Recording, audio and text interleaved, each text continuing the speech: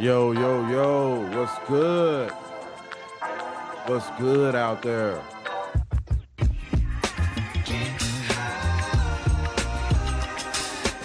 What's going down with it?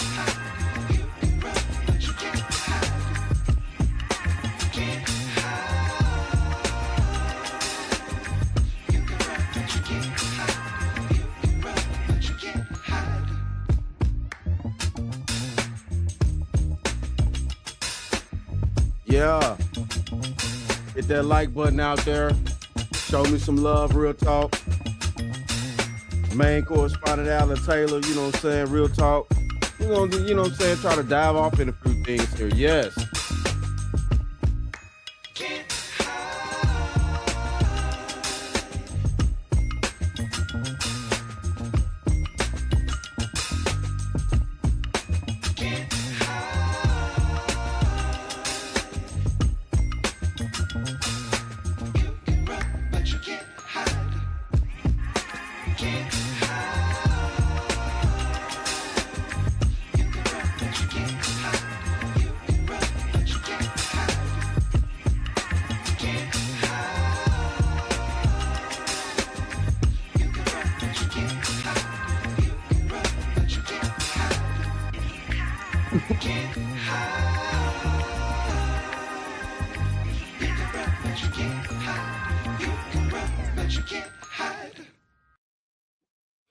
Yes, you can run, but you can't hide out there. It is what it is. And the fact that shout out to all my subscribers out there. Mad love to you guys, man. Seriously, it is what it is out here, man. This is your main correspondent, Alan Taylor. I am back in the broadcast room yet again, always with another one. And yeah, like you already know, you know what I'm saying? I've been without my soundboard for quite some time now. Sorry about that. I'm working that out, things like that. You know what I'm saying? So yeah, it's gonna take me a little time to make sure I got what I'm needing to get and things like that. So yeah, it is what it is out here, people. We got things going on in our situation right here. We're gonna bring up a few mayors, a couple of governors, things like that. They're not trying to work with Donald Trump and his plans and things like that. We also have a situation with the Black Caucus and things like that. It seems to be that they're selling out to the APAC. So yeah, it seems to be that the Black Caucus is selling out to the APAC out here. And yeah, we're going to dive off into it. We're going to figure out some things, stuff like that. You know, I'm researching stuff. I've been, researching a little bit, but we're going to bring this to you guys too as well about who is APAC and also our Congressional Black Caucus and what's going on with them. And as so, yeah, before we get to those individuals and stuff like that, because that's going to be the main event. And we're gonna go here now and we're gonna check out and see what's going on with these Democratic mayors and things like that. Well, pretty much just Democratic officials that are falling to the wayside after all this shit is hitting the fan and the Democratic Party just lost this election. It's coming up, it's crazy out here. So yes, we got a lot of things going on here. Let me see. Where am I gonna go first, man? Because this is crazy out here. Hold on. Let me see something. Let me see something here. I want to, yeah. All right. So I want to cancel that one. And yes, man, it is crazy out here that we're at this situation right now. So let's see here. I got a lot going on here, guys. So just bear with me and we're going to, figure this thing out. All right. So we're going to go here first and we're going to go to Fox. And what's going on here now is they got a lot of footage about, immigrant children crossing the border on their own. And yes, it is shocking footage. I glimpsed into it just a tiny bit to see what was going on, man. This is crazy right here. I don't know what's happening at these borders, but this shit has to be shut down. We are having a situation to where small children as young as 2 years old are walking up to the borders with, it seems to be with no adult supervision out here. What is happening here? What, and then of course they want to try to blame the situations like, yes, you know what I'm saying, what's happening here, all this is happening under the Biden administration. It's still happening now. We cannot forget that the Biden administration is still in office at this point right now. They've already pushed the button. Putin's already pissed. All right, so we're going to dive off into this. Let's keep going here now, okay? Quarters, nickels, and dimes, people. Democrat cities and states are vowing to push back on President-elect Donald Trump's mass deportation plan. It comes as shocking new footage shows unaccompanied migrant children as young as 2 years old crossing into Texas. Madeline Rivera joins us live at the White House with more on that. Madeline. Hi, guys. Good morning. Well, the Biden administration is facing a lot of pressure from immigration groups to take some sort of unilateral action to protect migrants. The White House says it has no new policies to preview, choosing instead to enforce laws that are already on the books. Democrat attorneys general, on the other hand, say they have been preparing for months, planning out how to Trump-proof their states. Still, polls have consistently shown voters prefer some action. That's correct. How to Trump-proof their states? What the fuck does that mean? So you're willing to protect these illegals, and we all just ready seeing what happened with the Lake and Raleigh situation. Thank God he got convicted. But my point with that Lake and Raleigh situation is that we're gonna have this bat, this illegal bat sitting up in our prison system, feeding him 3 square meals a day. He's able to watch cable TV, and from what I've seen through social media, I've seen some of these individuals that are locked up in prison actually have cell phones now. So where's the actual punishment? And immigration. Yesterday morning, the Texas Department of Public Safety says they encounter a group of more than 200 migrants, and among them were 60 unaccompanied children, including this 2-year-old girl. Damn. Venezuela, mamá. Venezuela. ¿Sí? ¿Qué tantos años tienes? 2 años. ¿No vienes con tu mamá y tu papá? ¿No? ¿Venezuela? ¿Para dónde vas, mamá? How did this 2-year-old little girl come by herself? And then, as you can see clearly in the background, there's another young child right here. Looks like in the black coat. The girl they're talking to, the young girl they're talking to, is in the pink. The other one's in the black. ¿Dónde están? Estados Unidos. Per Texas DPS, that piece of paper that little girl was holding had a phone number and a name.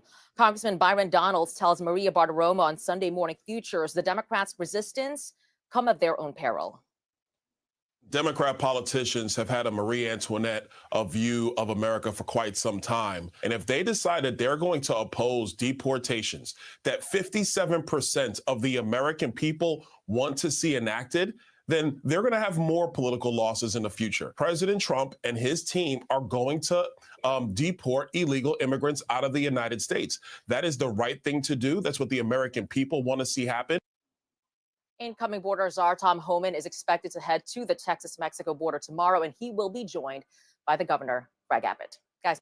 Cool. Definitely Tom needs to get there. And to speak upon the Marie Antoinette mindset, if you know your history, Marie Antoinette and Louis the 16th, I believe it was, they were executed. They were the queen and king of France, and I think it was the 1600s or something like that. But yeah, though, they were executed, man, because they was doing all types of egregious shit and things like that. They were disrespecting their whole the whole of France.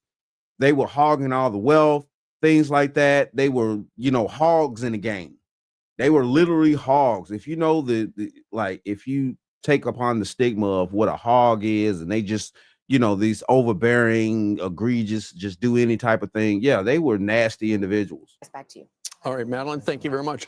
Speaking of Tom Homan, Tom was at an event last week where he was talking a little bit about how certain cities like Los Angeles, for instance, sanctuary city, which just passed a new ordinance that said they will not cooperate with federal immigration authorities. He said that, I'll send twice as many agents to a place like L.A.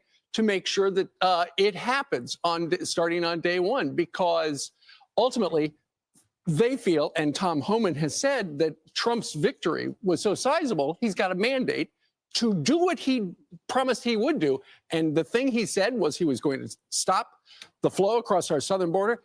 And the good news is he would stop the flow of 2-year-old kids at our southern border who Who knows what kind of hell that kid went through before and will go through after they pass through the Texas DPS. That little girl, she came over from El Salvador.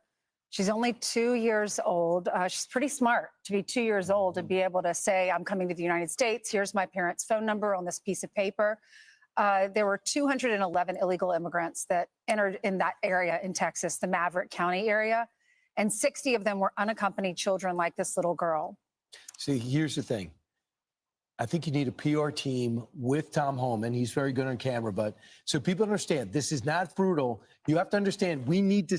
I'm sorry, I got to cut in, man. Like for a 2-year-old to travel like that, and also you saw the other young child in the black coat because the 2-year-old they're talking about is in the pink. Man, this is wild. This is what the desperation, and I get it, but you know, because of what the Biden administration has allowed, I get it. The reason why these migrants want to come over here and things like that because of the sanctuary cities and stuff like that. I do get it, and I don't blame them for wanting to try to have better opportunities for their life. But I do blame the Biden administration for actually thinking that they can allow so many people to just come in en masse, and then the CVP program, they're flying people in, stuff like that. This is crazy right here that we're dealing with. And then we want to break out the heartstrings. But listen, look, man, this is crazy. See inside these facilities. And we have to know that Joe Biden said, I have to move these people through as quick as possible.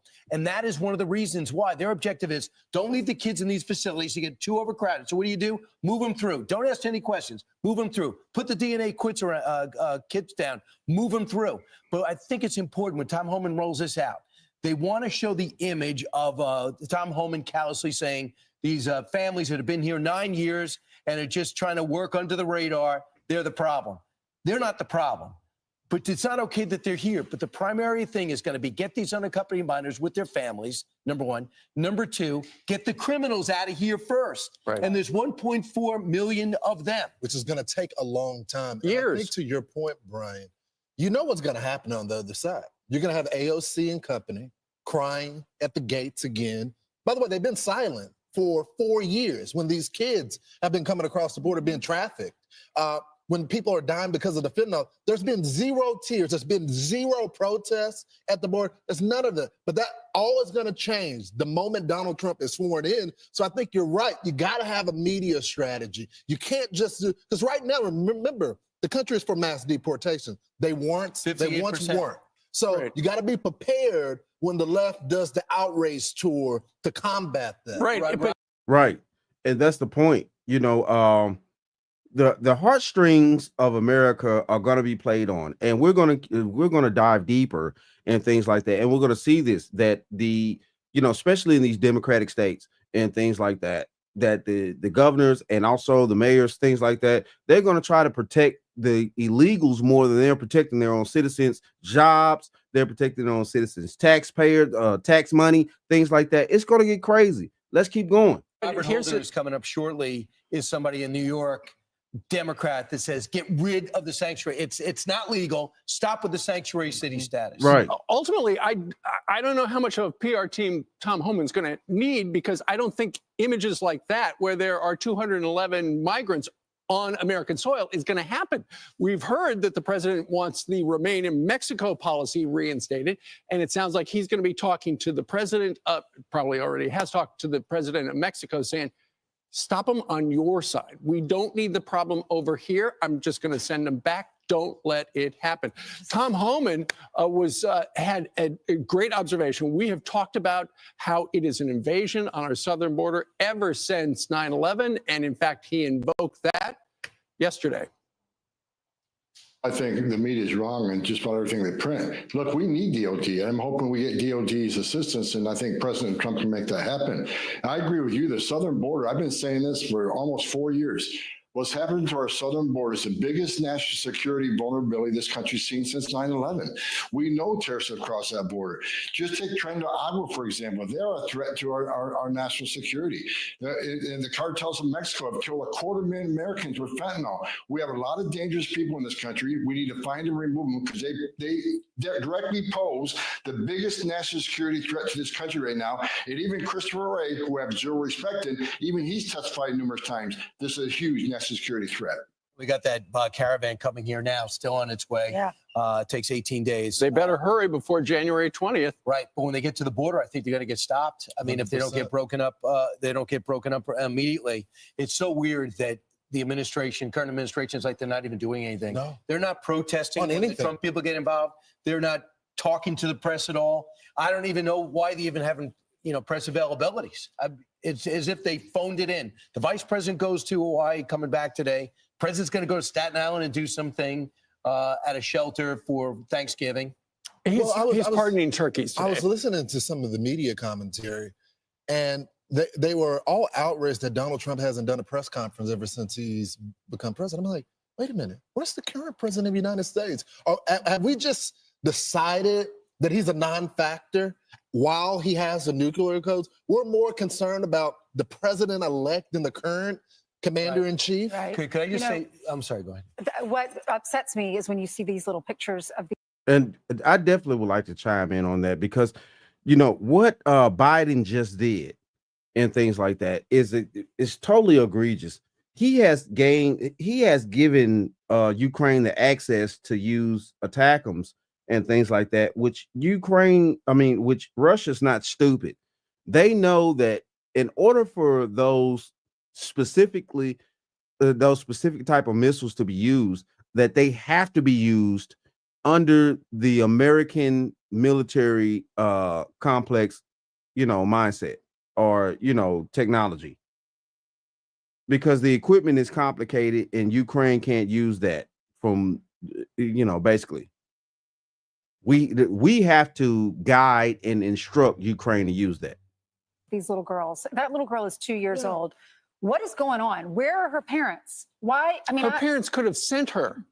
but what parent does that? Yeah, What parent can do that? It's What- such a good point, Asa, because the This little girl- conversation is gonna change into Donald Trump is separating families. What about the families coming across the border that's They're already separating separated? themselves, right? And who's bringing Right. them over? Are they rapists? Are Coyotes. they cartels? Yeah. Are they coyotes? How much are they getting paid? Who's paying them? Where are her parents? Is that really your parents' name and number on Right, the slip? Right. And the little girl, the parents might have been paid money by somebody to ship her off. We're always talking about how some What guy is gave wrong with a these coyote parents? How can a $5,000 to parent do cross the this? border.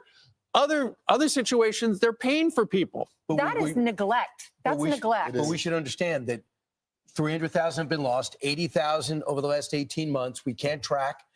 We could have video of this. We could have thousands of videos like this. Yeah. But it took Congressman Gonzalez had to go in there into one of those shelters with his phone rolling.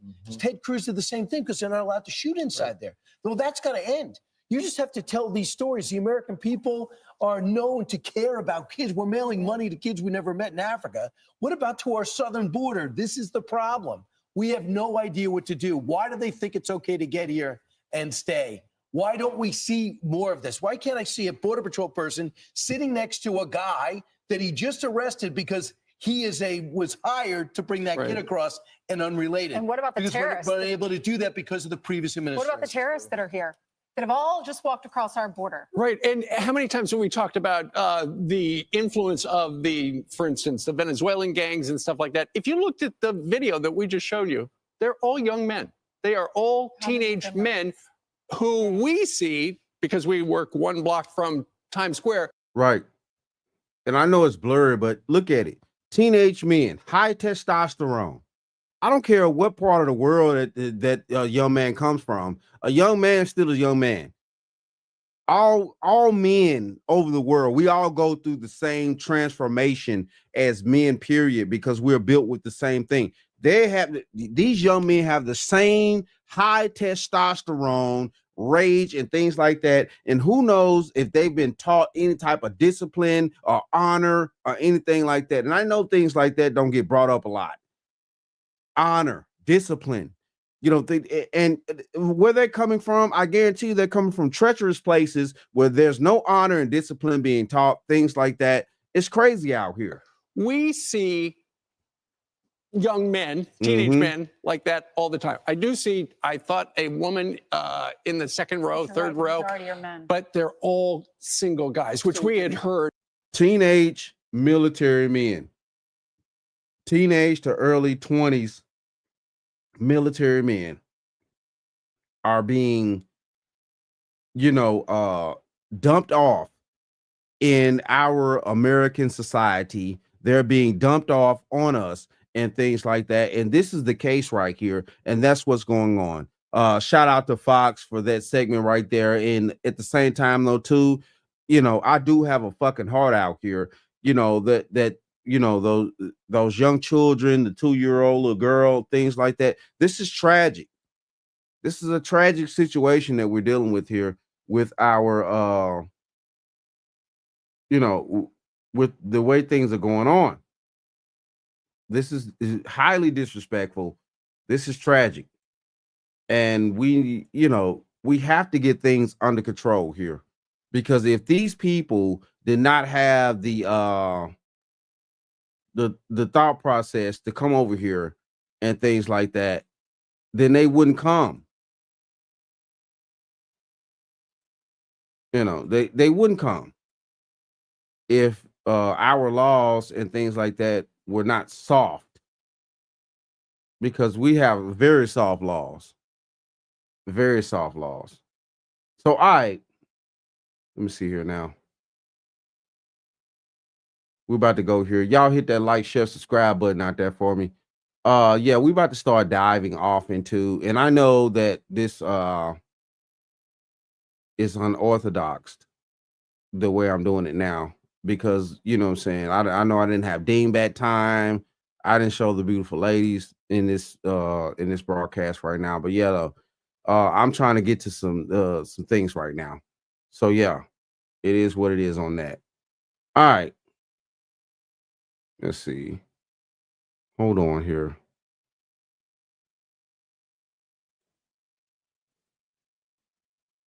Yeah, y'all keep hitting that like button out there and let me know that y'all guys are there. All right. Hold on. Let me see.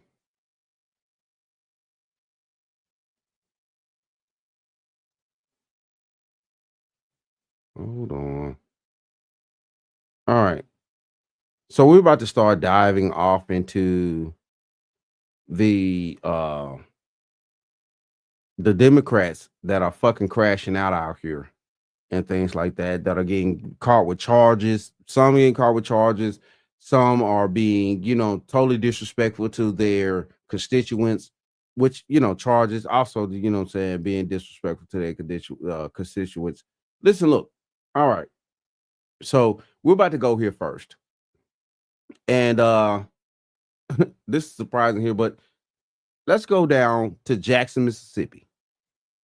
And in Jackson, Mississippi, we had a situation, at one point and things like that. Yeah, I'm,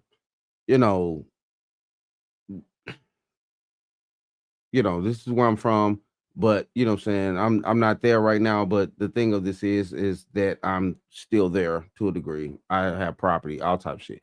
But that's neither here nor there.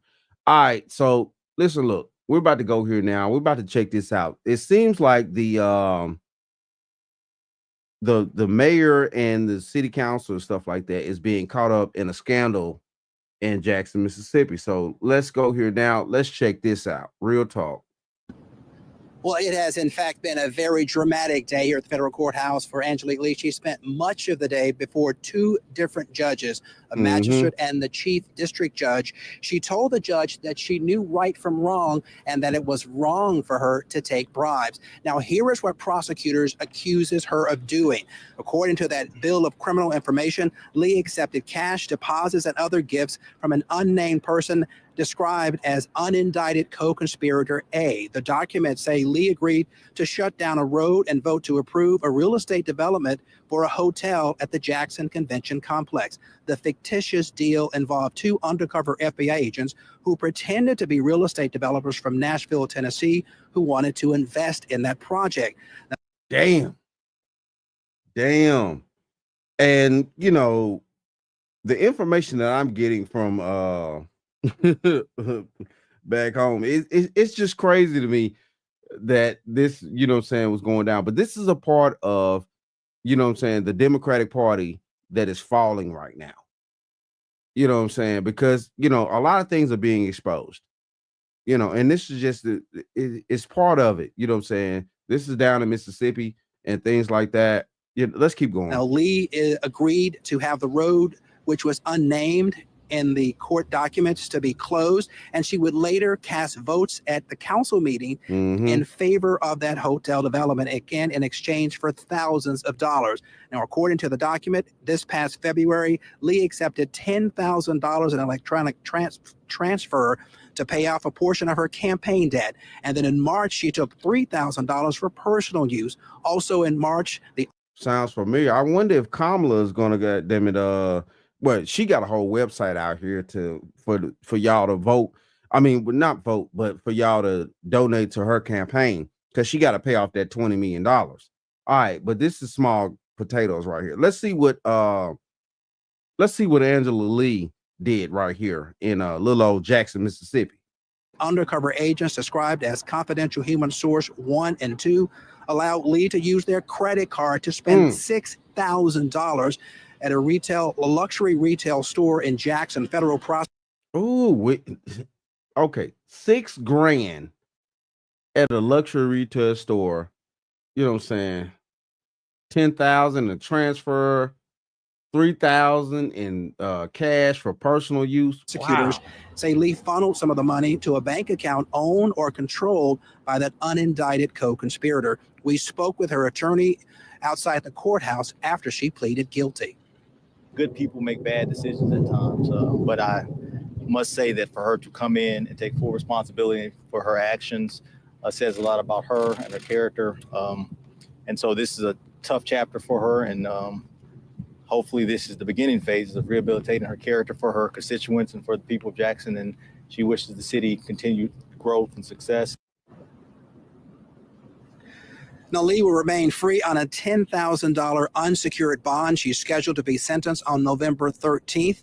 Federal prosecutors filed that sentencing recommendation under seal, so we don't know how much time they're recommending or any possible jail time they're recommending for her guilty plea this afternoon. I can tell you that Chief Judge Dan Jordan reminded Lee that by pleading guilty and agreeing to be sentenced, she will give up her right to vote, her right to serve on a jury, and indeed her right to serve in public office. Right. And that's how that goes. You know what I'm saying? Listen, look, wow, this is crazy out here.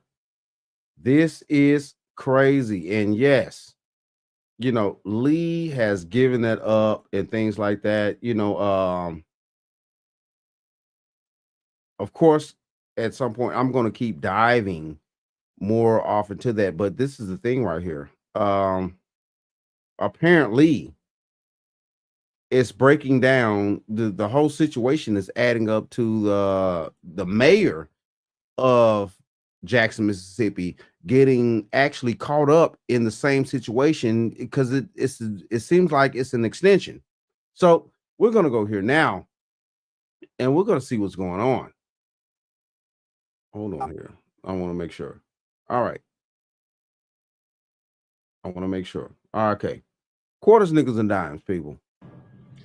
Well, we have been expecting this for some time, but we didn't know when and how it would come. And of course, the mayor is obviously telegraphing how he plans to fight the charges. We haven't had a chance to do a thorough search of the history books, but it certainly appears that this is the first mayor in modern history to face federal indictment. And it's related to what we've talked about before, just a vacant plot of land here in downtown connected to an undercover FBI investigation regarding a hotel deal, a bogus hotel deal at the Jackson Convention Complex. Let's take a listen at what the mayor had to say in his video statement a short time ago.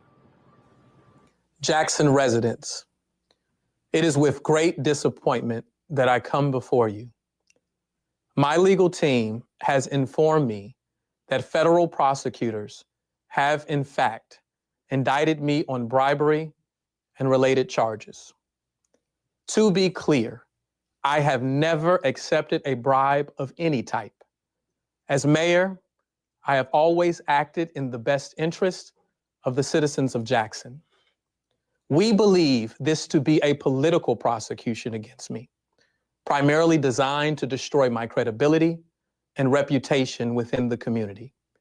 There is no coincidence in its timing being just before the upcoming mayoral race.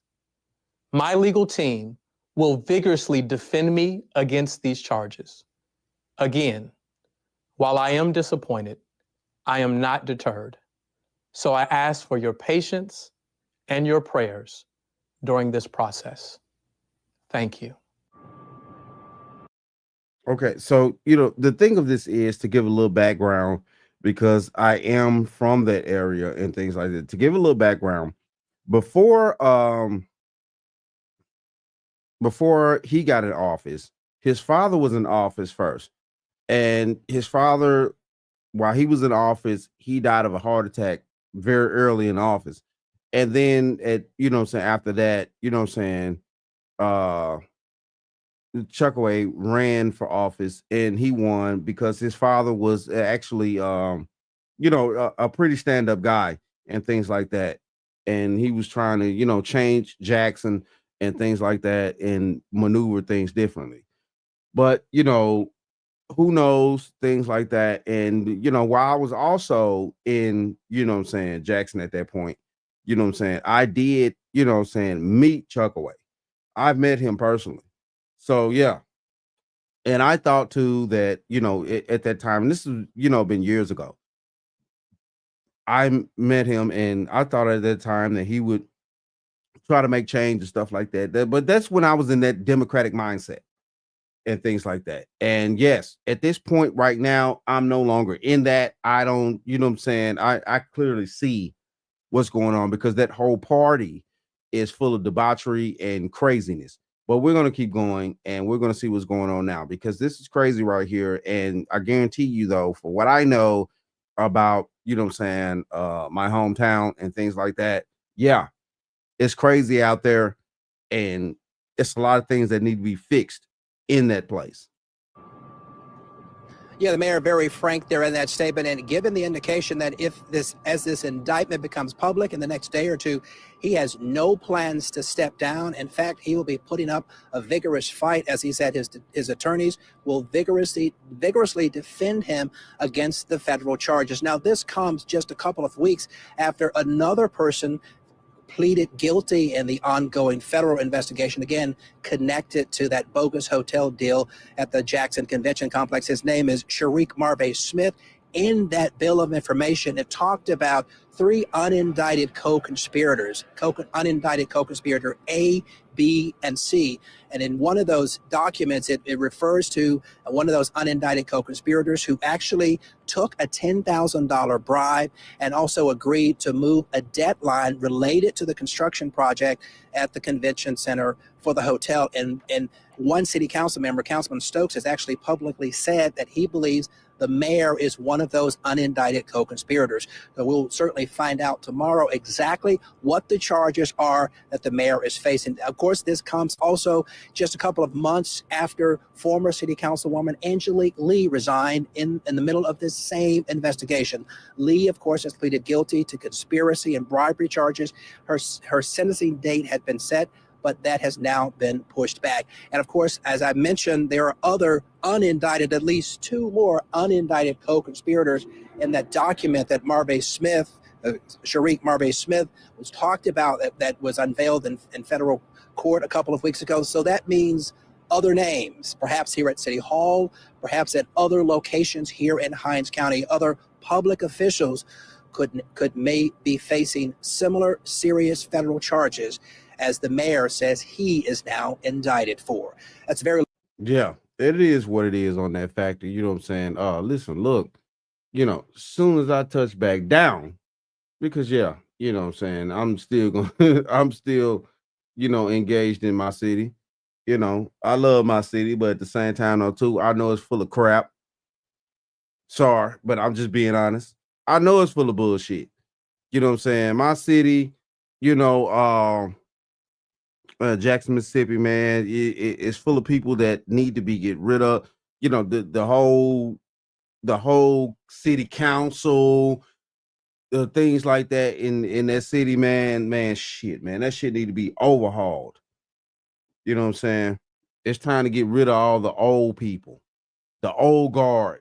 And you know what I'm saying? I talked about the old guard in one of my previous broadcasts on my channel in what Anton Daniel was saying about the old guard and things like that. And yeah, it's time to get rid of that. Like seriously, you know what I'm saying?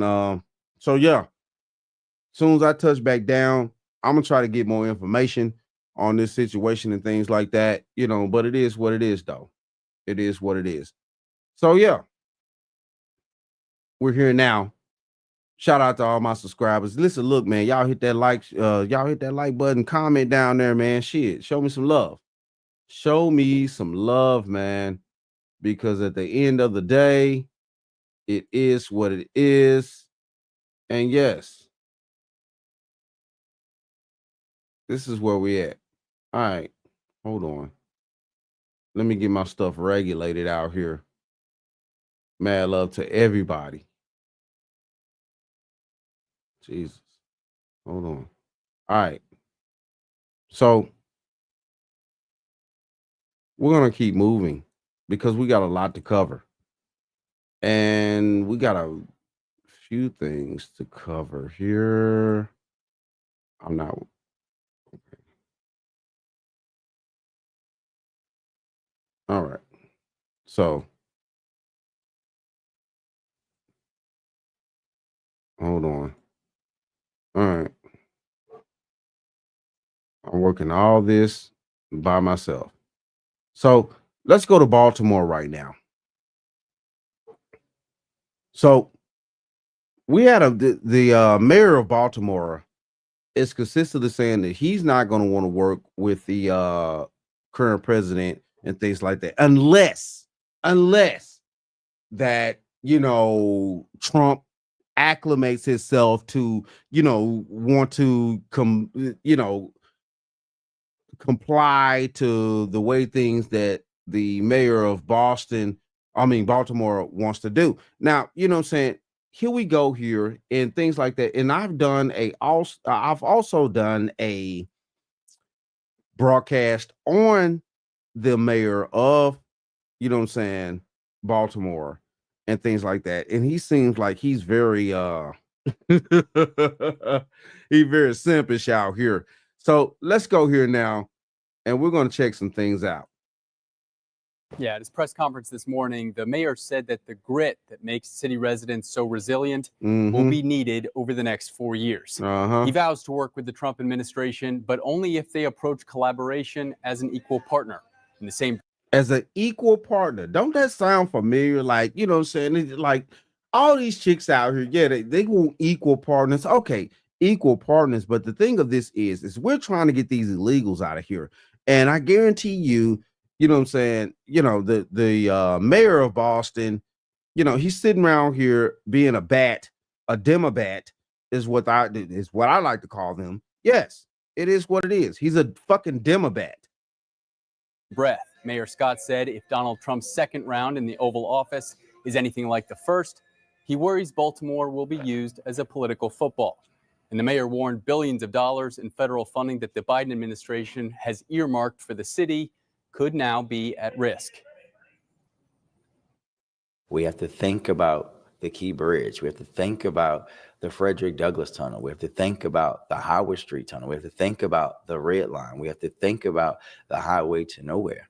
All of those things could just go away, right? And we have to. But why would they go away? And see, this is the point right here that we're talking about.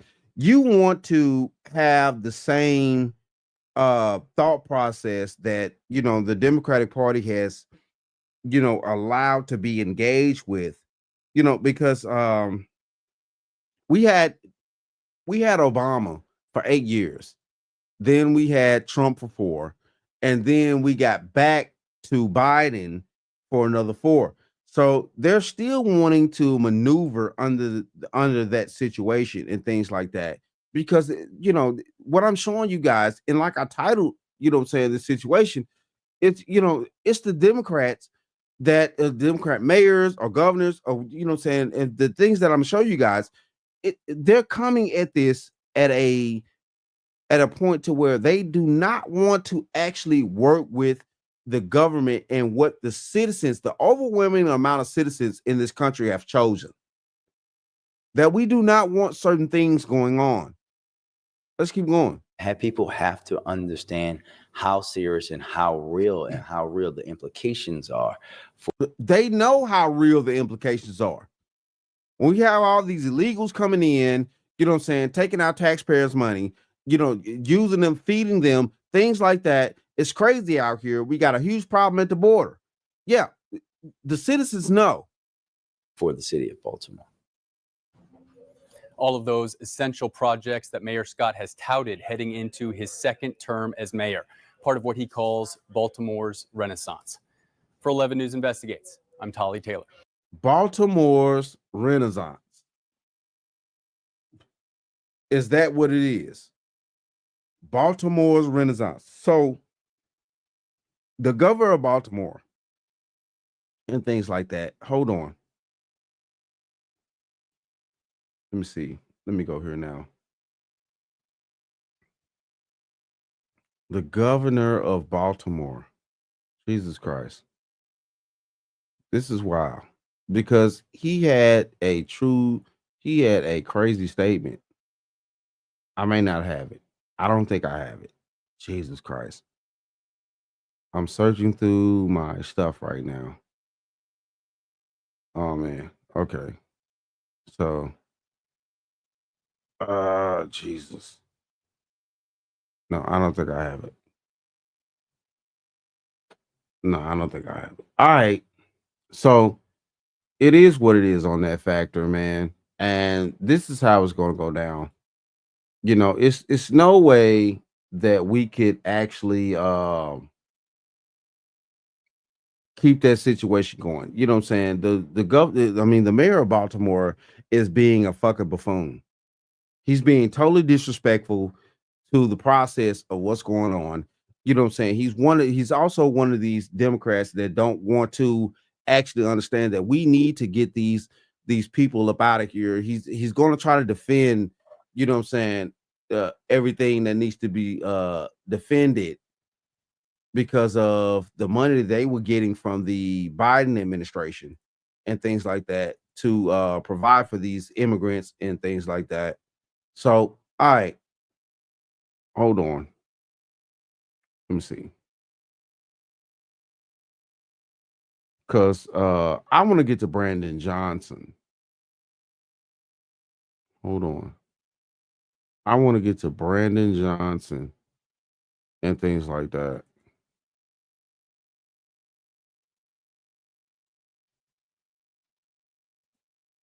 Because it is what it is.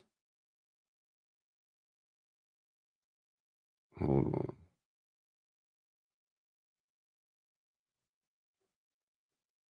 Let's see. Nope. That's not it.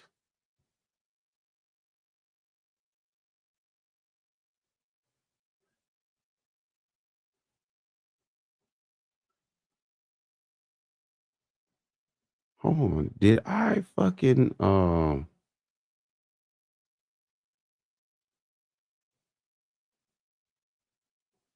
yeah, I think I messed up some shit. Hold on here. Cause I want to get to Brandon Johnson, man. Because Brandon Johnson has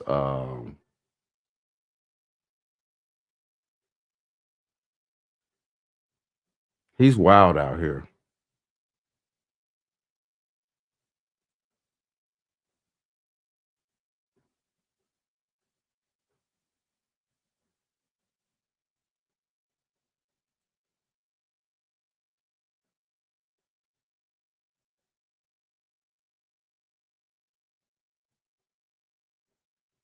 Yeah.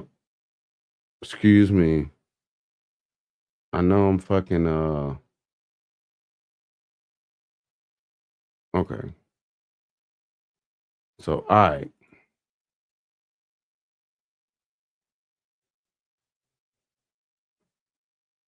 All right. Let's go here now. You know what I'm saying? And let's see what's going down in Chicago, because Chicago got a lot of shit going on here. A lot of shit. And Brandon Johnson has been majorly fucking disrespectful to his constituents and everything in Chicago. And I guarantee you, you know what I'm saying, those individuals are tired of Brandon Johnson and the things that he's doing. So, yeah. Let me see here now. Because I got a little something. I'm pivoting. Y'all stay tuned. I'm fucking pivoting out here, man. Seriously. Because at the end of the day, I want to give y'all a little something. All right. So I want to give y'all a little something and things like that. All right. Before we get there, hold on. Yeah. Before we get here, I want to go here.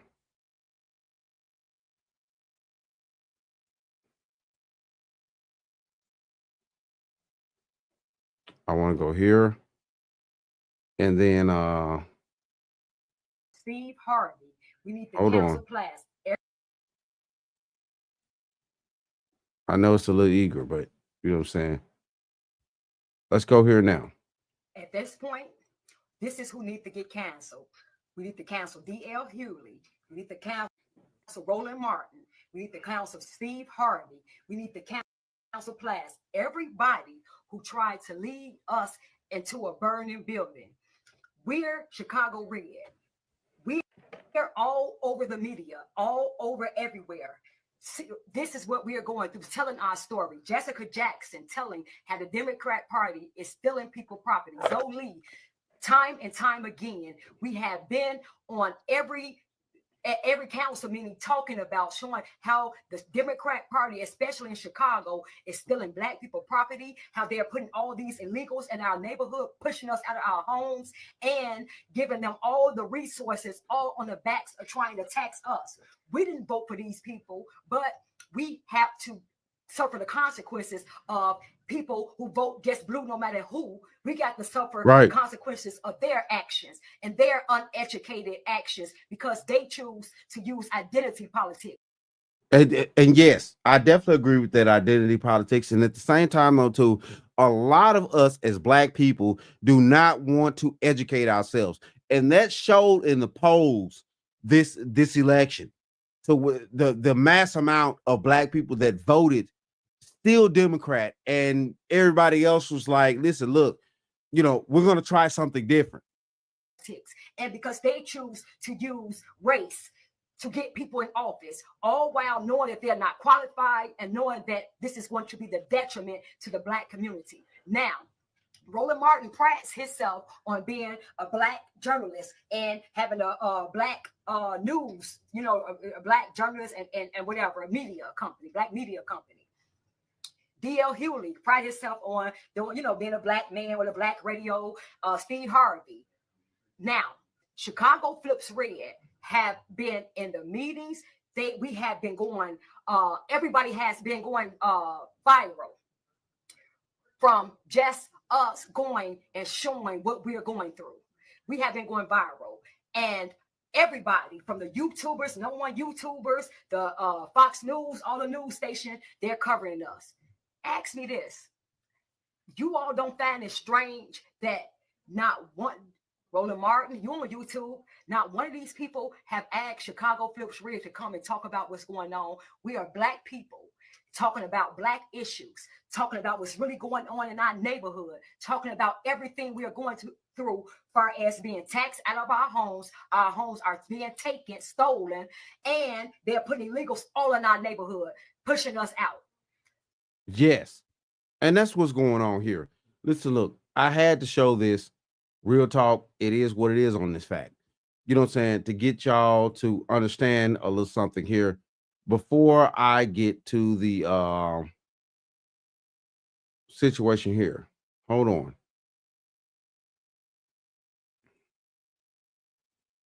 Hold on. Because you know what I'm saying, she's definitely right. And y'all, you know what I'm saying, if you go back in my channel, I did a broadcast on her and what's going on. So we're gonna go here now. And we're gonna see what's going on with you know what I'm saying, Illinois and Mayor Brandon Johnson. Because you know what I'm saying, this is crazy out here. He's been highly disrespectful to his constituents. Highly fucking disrespectful. Mayor Mohawk. He's Mohawking it out. You could tell he's a rebel. What mayor, what man, period. I'm not going to get into race and none of this shit. What man, period, wears a fucking mohawk and he's a leader in his city? Whether men that, all right, let's go here now. Illinois lawmakers reacting tonight to President-elect Donald Trump's plan to use the military for mass deportations. Mayor Brandon Johnson among those pushing back and saying he hopes Mr. Trump will reconsider that approach. Our political reporter, Marianne Ahern, joining us and has the very latest tonight. Marianne? Good evening. Yes, President-elect Trump has pledged to mobilize the National Guard to assist ICE officers to carry out these deportations. And it all might begin on day one, January 20th. President-elect Donald Trump's top aides have said military funds will be used to build holding facilities for immigrants. Homeland Security would run the facilities, viewed as a way to accelerate deportations. Mayor Brandon Johnson. We have partners at the state level, at the county level. We're all going to work together to not allow the president-elect to use such extreme measures to respond to this moment. Republicans. How are you not going to allow the federal government that actually, you know what I'm saying, gives you the money that you need to actually do the things in your state or your city, things like that? What is Brandon Johnson talking about?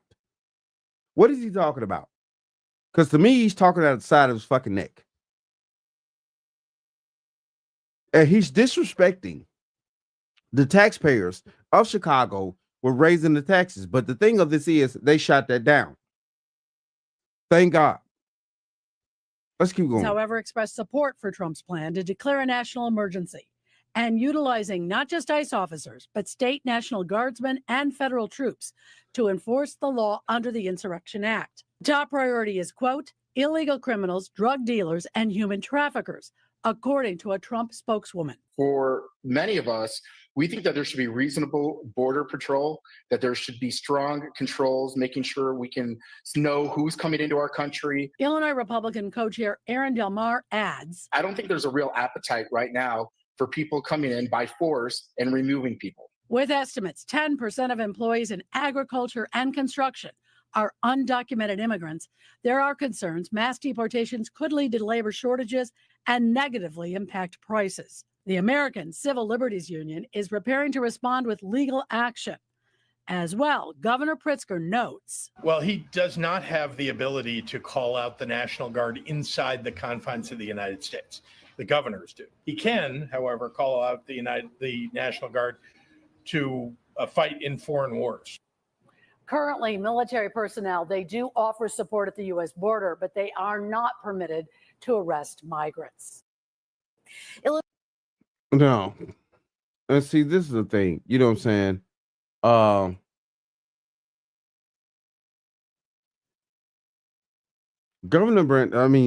Mayor Brandon Johnson is on the wrong side of this fight.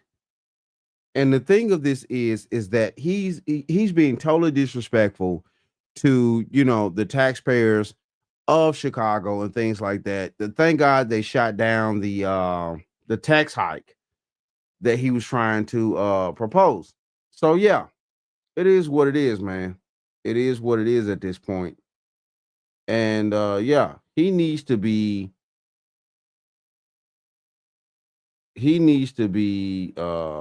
totally erased out of this fucking situation. You know. All right. So we're going to keep things going because we got a lot more of these Democratic, you know, these Democratic people that are crashing out. And yeah, hold on here. Let's go ahead on and get here now. We're going to go to Tiffany Henyard, you know, because she's been keeping a lot of stir of this past year, stuff like that and things, you know. Yeah. Let's see what the fuck going on with Tiffany Henyard and her debauchery and the things that she's been keeping these people in the city of Dalton and the township that she leads, you know, in turmoil. Let's see what happened, because it seems like, you know, people decided to skip. All right, let's go. Tonight in South Suburban Thornton Township, another challenge to Supervisor Tiffany Henyard. And WGN's Jenna Barnes has details on a boycott by trustees to halt Henyard's agenda. Well, the power struggle here in Thornton Township has reached the point where trustees prevented Supervisor Tiffany Henyard from getting what she wants by strategically staying home. If you want the tea, get it from me. Supervisor Tiffany Henyard planned to appoint a new trustee in Thornton Township during its regularly scheduled meeting. The vacancy created by another trustee's resignation. Henyard says the appointment would have created what she calls balance on the board. But two other trustees blocked it from happening by not showing up to the meeting. We feel that it's necessary to have that go to the people. Let the people choose. It's not to harm, to hurt, to stop, but to ensure that the right things are being done for the residents of Thornton Township. With Chris Gonzalez and Carmen Carlisle absent, there was no quorum. The meeting and the appointment couldn't happen. This wasn't the first time they've skipped meetings. Henyard accuses them of causing gridlock in a township where she touts surpluses in the budget. If the board do not show up, we are not able to pay bills. We are not able to handle the business. Henyard's monologue. Now, hold on, Tiff. You know what I'm saying? You haven't been paying bills for quite some time now. And, you know what I'm saying, are allowing these people to have access to the information and the money information that they need to know to how to maintain the budget. That's the reason why the township is messed up that she's running. And also Dalton finances is messed up because she hasn't been allowing the people to be in office and things like that. You know what I'm saying? And we all know this. We all know this. Tiffany Henyard is a huge problem in Dalton, Illinois. Tiffany Henyard, it has been a huge problem in that township that she's been running. And things like this is totally egregious. And it's a super fucking problem. You know what I'm saying? She's a fucking Democrat. And the thing of this is yes, she's been totally gathering resources for herself and her little boy toys and all this other type of shit that she's been doing. And these are facts.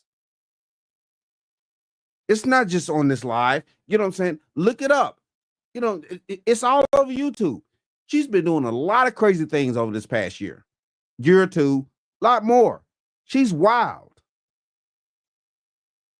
And this is the downfall of the Democratic Party. From what I've shown you guys up until now, right now, this is the downfall of the Democratic Party and things like that. I've shown you Tiffany right now. I've shown you, you know what I'm saying, Brandon Johnson. He's not willing to work and things like that. He's already screwing up Chicago. I've shown you, you know what I'm saying, you know, a lot of other aspects. I've shown you what's happening on the borders right now, where these people are sending, you know what I'm saying, basically babies are walking to the U.S. border technically by themselves almost. This is crazy out here of what we're dealing with. Let's keep going. Continued after the meeting on Facebook Live. And remember, I always said this: stop lying on me before I start telling the truth on you. Those that don't know, Trustee Carlisle was appointed to her seat as trustee. On that same live stream, Henyard announced she plans to win re-election in Thornton Township and in Dalton, where she's. I'm sorry, but see, Tiffany Henyard is one of these 21st century women. They can't read the fucking room. Oh, I'm strong and independent. I'm empowered. I'm a woman. I have a PhD. I'm college, this and that. She's one of these new age women that can't read the fucking room. She's been doing so much throughout this time, through these past few years and things like that, you know what I'm saying, that has come out and things, and she has the nerve to think that she can actually run for re-election. She has the nerve to think that she can actually galvanize the people behind her now with all the debauchery and disrespectful things that she's done to the people, to the citizens of Dalton and also the township. She thinks that she can still run for re-election. It's highly disrespectful and it's highly uneducated on her part. And I'm getting sick of a lot of these women out here, just like her, thinking that, well, yeah, I'm educated, this and that. Okay, what the fuck? But you were not doing right by the constituents that you actually have pledged your allegiance to do right by. What is that? Mayor by a landslide. She hasn't filed for the race in Thornton Township, but she already faces a challenge from Harvey Mayor Christopher Clark. In Dalton, trustee Jason House is looking to unseat her. At the last meeting in Dalton, trustees voted to return 3 luxury SUVs leased for Henyard. We now know 2 of them have been returned. The 3rd remains in use by Henyard. And Yeah, hold on here. Let's go back because she had a huge issue with buying them fucking luxury ass vehicles. You know what I'm saying? Listen, look, we can see the numbers. Let's see, 149,000, 104. All right. Let's see, 110,921, 114,257. Man, this is a lot of money for a small town and things like that, or a small township, or you know, things like to spend on a government vehicle to protect her ass. I mean, how much protection does Tiffany Henyard really need to have? I mean, what is this? You are spending the townships and also Dalton's money. How much protection do you need to have? Who's after you like that? The Italian mafia, I mean, shit, the cartels. Who is after you like that to spend this type of money? This is ridiculous. And I'm going to be expecting an apology later on because an apology for what? Tiffany, you need to be apologizing to the citizens of your township and also the citizens of Dalton. But now we can't deny this. At the end of the day, it was a certain segment of people that actually voted this bat in. So, but she's talking about, I expect an apology. Apology for what? When you destroyed a whole small town's economy. I will be suing a lot of individuals for defaming my name. Henyard at the end there taking a swing at the press and her doubters. She gonna sue somebody for defaming her name. Bitch, who is you?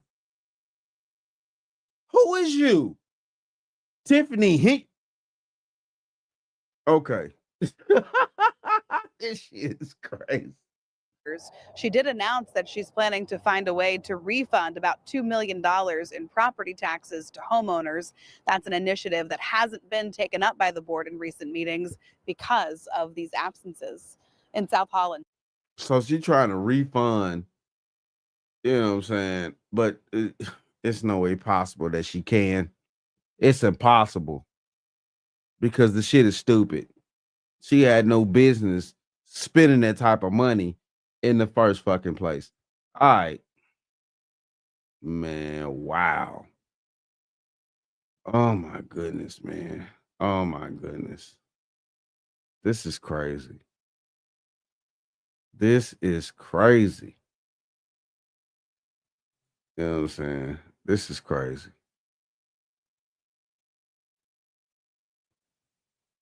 Hold on.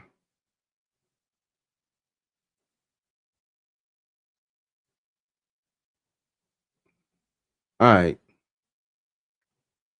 We're gonna keep things moving. And yes, I got a lot more to go to. So yes, we're going to go to Los Angeles now.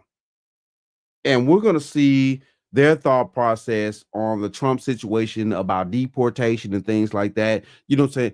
And these are part of we're still in the Democrat situation to where they're just, they're just losing their minds out here. They're losing their damn minds.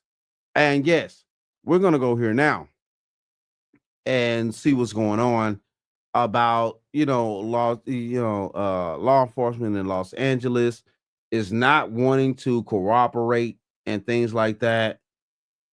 And Los Angeles is like one of the major hubs of illegals and things like that because they're on the border. So let's go here now. MSNBC, we already know they're out the door, but let's go here now. Let's check this out. Hour this morning, NBC News has learned that much of Donald Trump's first day in office is likely to focus on stopping illegal immigration, and he's expected to sign at least 5 executive orders on that issue after he's sworn in, according to 3 Trump allies who spoke on condition of anonymity. On Tuesday, Los Angeles passed a sanctuary city ordinance preventing the use of city resources in enforcing federal immigration plans. Joining us now, Hugo Soto Martinez, a Los Angeles City Council member who introduced the ordinance alongside 2 other members. Councilman, thank you for being with us. It's great to see you. What, if you would explain to us, what the definition of sanctuary city is for Los Angeles?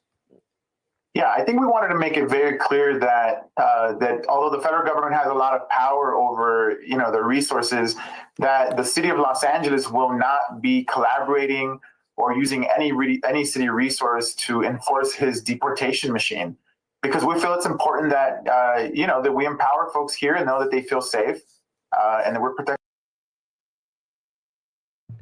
Empower who? And I mean, empower who? The natural born American citizens that pay the taxes or the illegals? Who the fuck are you trying to empower, sir? Who are you trying to empower, and why are you trying to empower people that don't even pay taxes? Because at the end of the day, if we look at this individual right here that you see on the screen, right here with the mustache, he gets paid off the tax money. So why are you so busy trying to empower people that are not even paying tax money? What do you have hidden in your agenda? Let's keep going. Protecting families from what may come down the road.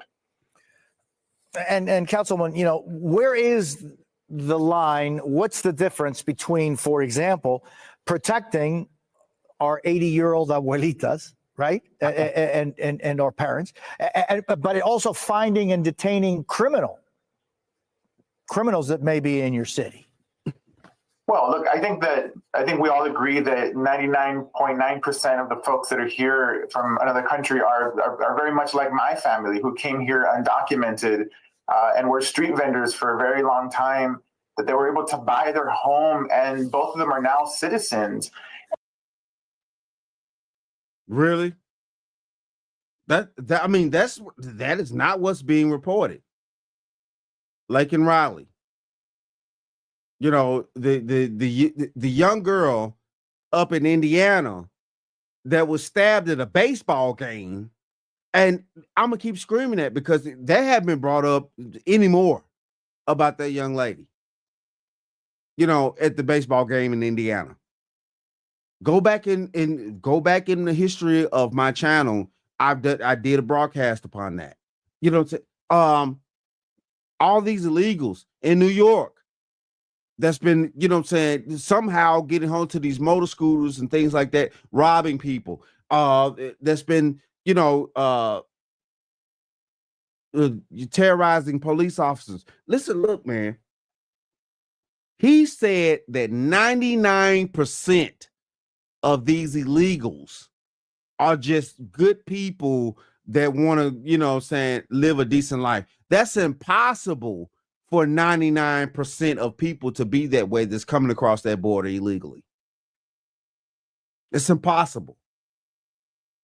So, yeah, here we go with this buffoon shit, but MSNBC is on the way out the door. They damn near about to, and that's why Elon Musk is, tossing around the aspect of maybe buying MSNBC. But, that's neither here nor there. I've also done my report on that too. Look on my channel. And my parents didn't have to fear that they were going to be deported when they were taking me to school or picking up groceries. And so we're trying to protect 99.9% of the folks that fall within that category and not fall into the divisive tactics of this upcoming president. He asked you about the illegals that are dangerous. This bat right here set up here said 99% of them are not dangerous, basically. That's ridiculous from what the reports is coming into. Trinidad Lagra, they're taking over, a tremendous amount of states in the United States, even states that do not have sanctuary immunity. In any city, they're there. Over 16 states. I've done my research and I've done my broadcast upon this. Go on my channel. So what the fuck is he talking about? He out in LA losing his mind. And we all know LA has their own, crazy ass thought processes and stuff like that. And they're just going to allow bats in like this. Councilman, it's so easy to say and to hear, and I know it's not easy to say it in many ways, but just the stories of superación, right, and of the American dream that your parents had, and it's really remarkable that we're living in a country where that kind of dream can and certainly has come true for so many, but there are so many pitfalls there. Oh, absolutely. Look, and if you look at what's happening in this country now, we see that it's so expensive to live in the city of Los Angeles. Senior citizens are the largest likely to become homeless, and so it's not just about protecting folks that make up the fabric, the noise of our city, but also make sure that they can thrive and be empowered, which is another thing that we also have to lead on in the city of LA. And I think that also has the effect of giving the larger population a vision of what the city could look like. But we can't be doing it by trying to sacrifice folks that are just coming here to work and make a living and uplift their families.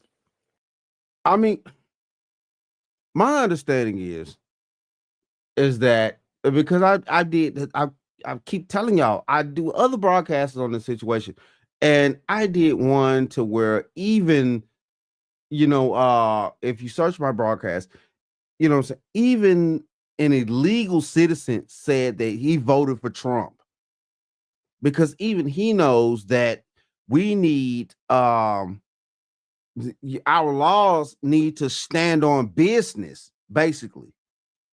And it's in my broadcast. I'm telling you, man, like, go back on my channel. Listen, look, hold on here. I have a few things here that I'm, checking this out. Let's see. Hold on. Let's see. Let's go to Tina. Hopefully, Tina's still on. Shout out to you. Let's see. Let's see, mayors and governors protecting Hey, listen, look, and y'all see it right now, and that's the thing right here. That's the thing that at this point right now, a lot of people don't understand, that at the end of the day, they can be, overridden by the federal government. And the majority of America did vote for this situation. They did vote to get these illegals up out of here. They saw what was going on. And, it just is what it is. They overpowered the democratic situation. And it's nowhere around it. Let's see. I'm a Georgia woman. Killed by just hey, Tina, shout out to you. If you're still on, make sure you keep following me. Make sure, you hit that bell, and yeah, it is what it is, man. That Lake and Riley situation, thank God that, they found him guilty because he needed to be. He was a whole disrespectful person. He was over here disrespectfully because he was over here illegally, and disrespecting the laws of our country. But we cannot, knock the fact that this previous administration allowed it for an individual like that to be over here. And that's the reason why Lake and Riley is no longer with us. And I did my broadcast upon that too. I showed to where, she was left the house that day and then come back. I showed a lot of aspects to that situation and things like that. Shout out to you, Miss Tina. You know what I'm saying? Thank you for commenting. And yeah, anybody else comment stuff. It may take me a little minute to get to it, but yeah, I will get to your comments and things like that. Let's keep going. Hugo Soto Martinez from Los Angeles. I thank you very much. It's a pleasure seeing you. Okay, so obviously that's going to be the end of that one. And yeah,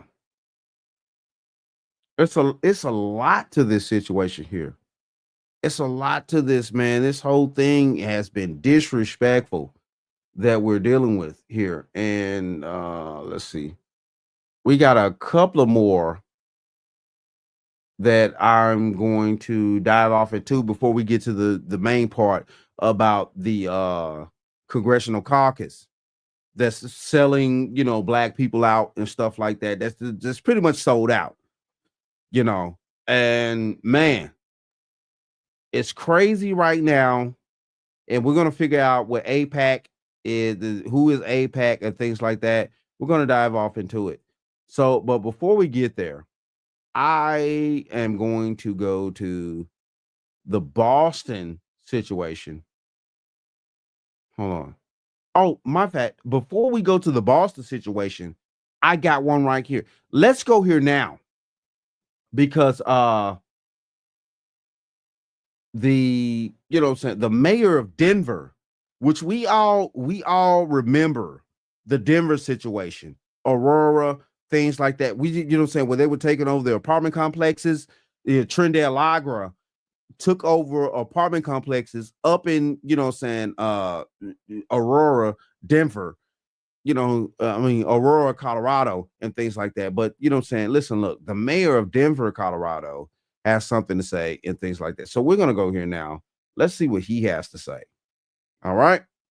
Quarters, nickels, and dimes. Denver's Mayor Mike Johnson stirred controversy this week when he said in an interview he would not cooperate with mass deportation efforts from the incoming Trump administration.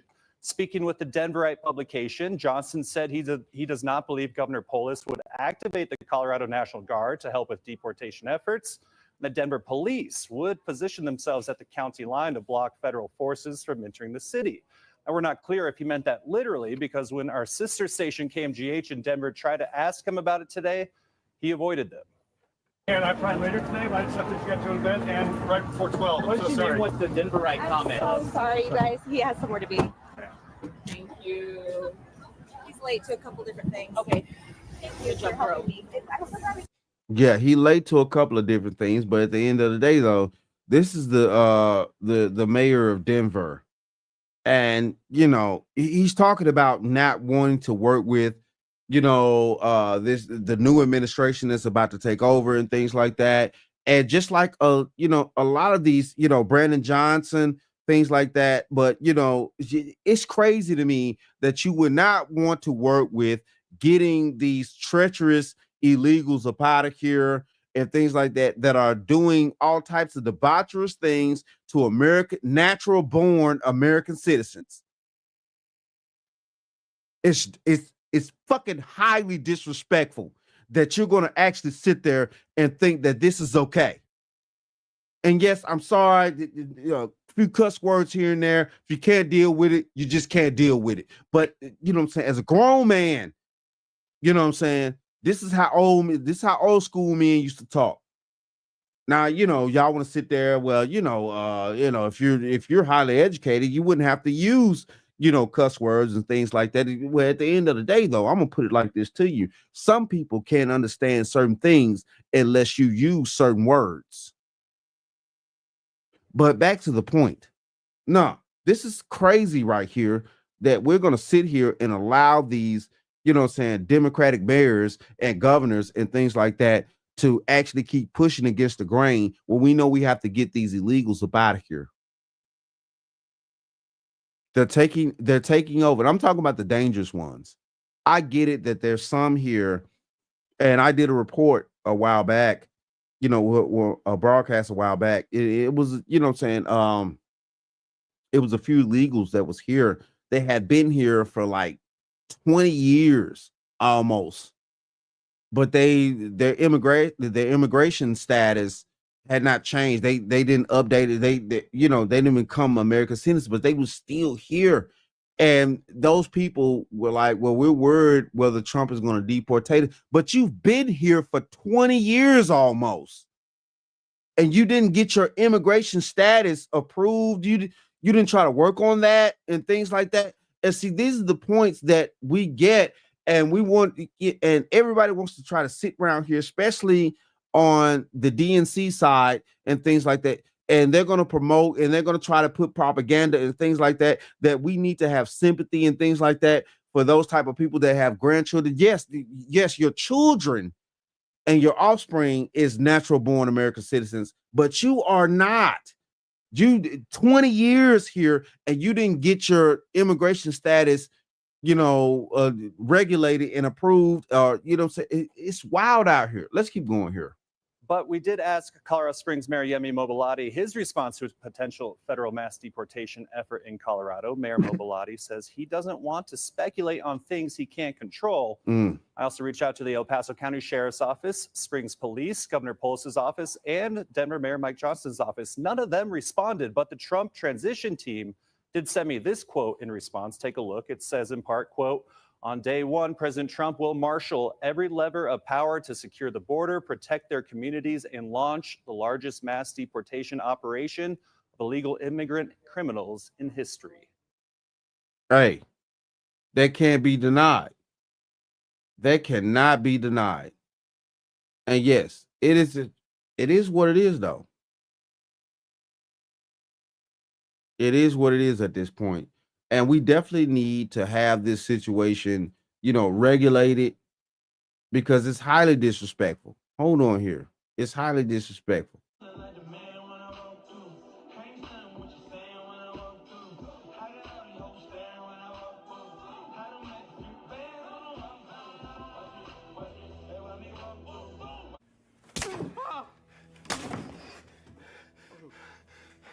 Sounds like to me you're allergic to rat poison, boy. Yes. Sounds like to me that these people out here that want to keep this debauchery going and allow these illegals to keep invading our spaces need to be dealt with. And these are just facts. These are just facts. So yeah, we gotta, you know what I'm saying, we got a few more things we're gonna cover out here, and a few more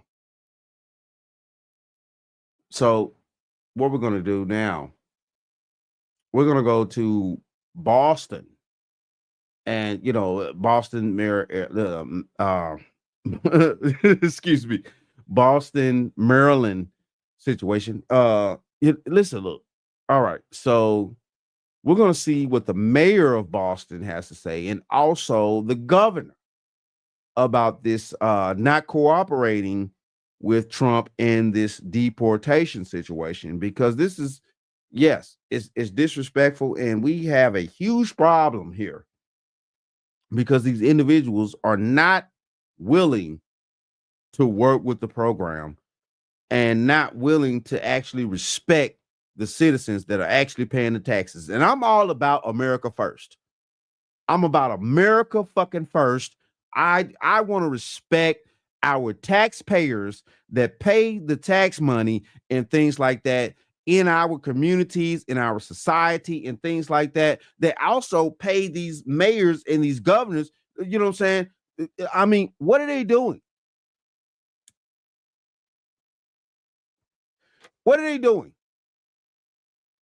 So, all right, it is what it is here.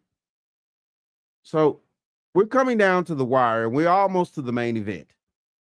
You know, damn, I wish I had my soundboard, but yeah, we're almost to the main event. So we're gonna go here now, and we're gonna check this out, and we're gonna see what the mayor of Boston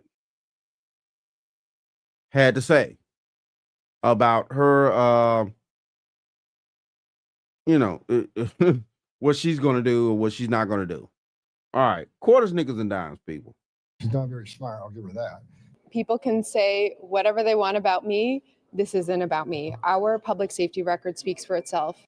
That spat between President-elect Donald Trump's pick for the border czar position and Boston Mayor Michelle Wu is putting the city's role in the spotlight if the Trump administration carries out mass deportations. WBZ's Beth Germano is live in Boston. Beth, Mayor Wu says the city will not be involved in any kind of roundup. And she's standing by a provision already in the books known as the Trust Act. And while this war of words is ongoing, advocates who work in the immigrant community say there is now fear of the unknown. Know Your Rights. Dr. Gerald Gabot holding a Know Your Rights flyer. She's preparing for the Haitian community at Immigrant Family Services of Mattapan, with incoming President Donald Trump threatening mass deportations when he takes office. Now we have to spend a lot of time and energy on protecting our community against what's coming their way. The problem is immigration advocates aren't certain what's coming their way in the new administration. But the rhetoric was upped with these comments from incoming border czar Tom Homan about Boston Mayor Michelle Wu. Well, she's not very smart, I'll give her that, because what I just said is President Trump's going to prioritize public safety threats. The mayor is among Democratic leaders vowing to fight the deportation campaign promise, saying the law is on her side with the 10-year-old Trust Act that prohibits local law enforcement from cooperating with federal immigration authorities in civil matters. People can. So, okay, if that's the case, why would you want to keep a law in place and things like that that actually goes against your taxpayer citizens?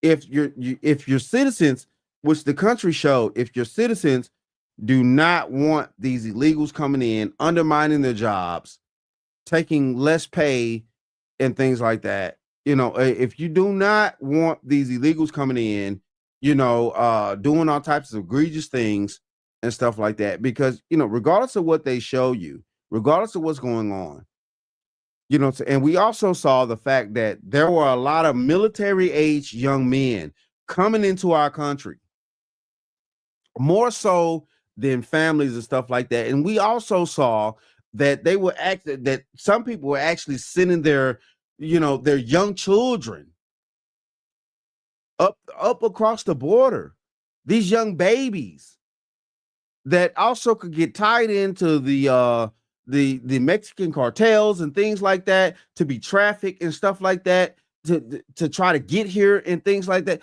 Why are you going to keep trying to defend something like this? And my question is, my real solid question for these types of people, Brandon Johnson, the mayor of Baltimore, Michelle Wu, a lot of these other individuals that want to keep things going, and also the fallen people that are in these scandals and stuff like that. You know, why are y'all keep trying to hold up the Democratic Party like this? And they're clearly showing us that they're trying to bring in a lot of debauchery and a lot of ignorant people that's going to actually basically destroy America. And I get it. You know, I've said this before in previous broadcasts. I get it what Trump was saying about the enemy within. The enemy within sometimes is our own natural born American citizens in these particular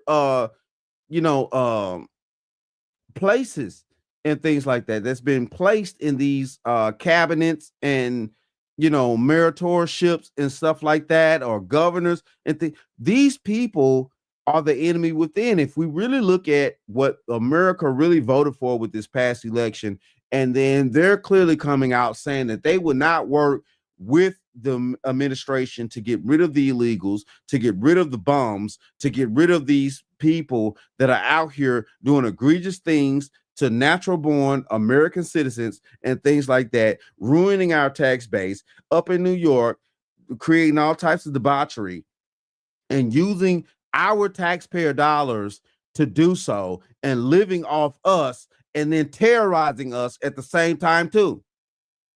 What is this? So we're paying people, bringing them in either through the border or the CVP program, which the government and the Biden administration was flying these people in. So we're paying these people to live over here and also terrorize us. What is this? This is ridiculous. I can't understand it. It's wholly disrespectful. Let's keep going. And say whatever they want about me. This isn't about me. Our public safety record speaks for itself. I mean, that's your number one responsibility, is protect your communities. And that's exactly what we're going to do. So she helps us, she gets the hell out of the way, because we're going to do it. The mayor says protecting the city's residents from unlawful deportations is what she's doing. Whether it's in our school system, when it's interacting with police or other city departments. Unlawful deportations, but if these people here illegally, that is not unlawful. They're breaking the law. And the heartstrings that I get it, because don't get me wrong. I'm not a treacherous human being. I understand humanity. I really do, even though it may sound like I don't. But my thing of this is also as a society, as human beings, we have strategically put laws in place that we need to abide by. If there was no law, it would be like the fucking dark ages out here. Everybody would just be able to do whatever they want to do. Who wants to live in the dark ages? If you know your history, the dark ages was not a good time for any human being that existed upon this planet. Man, woman, child, it doesn't matter. The dark ages was not right. So who wants to go back to this? But we're allowing, our officials and things like that, especially on the Democratic side, that are sour, that they lost this situation, things like that. And, yes, it's coming to the point to where it's going to be in a reckoning to where we need to get these illegals. We need to get these types of individuals up out of here. They're causing too much strain on our taxpayer dollars. And also, shit, man, we're feeding people to terrorize us. If that doesn't wake you up, I don't know what will. We do not ask about immigration status, and we do not provide that information because we want these spaces to be where everyone can connect and therefore make everyone safer. Dr. Gabot says her organization is more prepared, saying many Haitians were illegally sent home during the first Trump administration, and she won't let it happen again. It's anxiety, it's panic attack all over. But again, our job is to be there and to really... Hold on.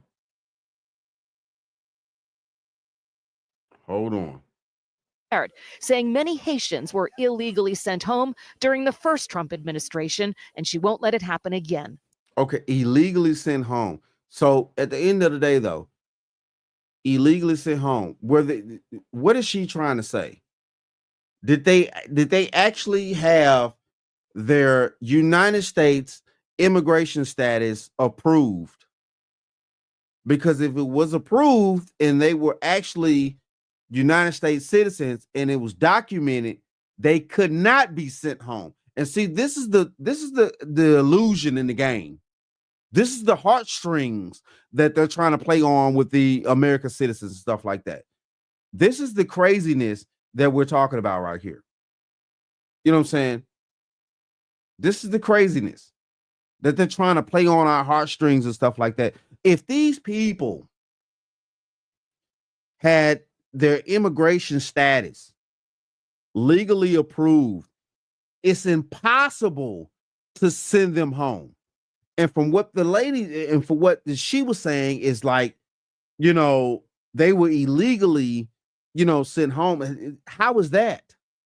If they're legally here, you and the status is approved, they can't be sent anywhere because they're now legally American citizens.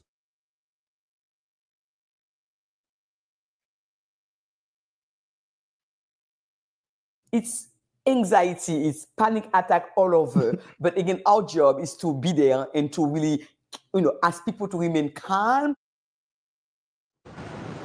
And the mayor makes a distinction, saying the city can't get involved in deportations involving criminal activity like drugs, illegal weapons, or human trafficking. But she does make it clear the city will defend its residents in every possible way. Okay, hold on here. Hold on here. Yeah. Hold on. All right. I want to make sure of something here. And the mayor makes a distinction, saying the city can't get involved in deportations involving criminal activity like so they can't get involved with deportations of criminals, drugs, illegal weapons, or human trafficking. So they can't get involved. So you mean to tell me you're going to allow a lot of debauchery going on in your city against your natural born American citizens? And as far as the drugs, the illegal activity that's coming from these illegals and things like that, this is wild. She does make it clear the city will defend its residents in every possible way. How is that possible when she's actually, hold on here, because I want to show a picture of her. She's actually trying to defend the illegals. And she also done proved this right now with the broadcast I'm just showing you guys. She's proven this. She will defend people that are undocumented and things like that in her city and stuff like that, and actually go against what the citizens, the natural born American citizens, there are taxpayers in this country over generations. She's going against them in order to defend these illegals. This is highly disrespectful and controversy out here. This is crazy. And we want to sit here and continue the stupidity and debauchery and defend it as well. It's sad.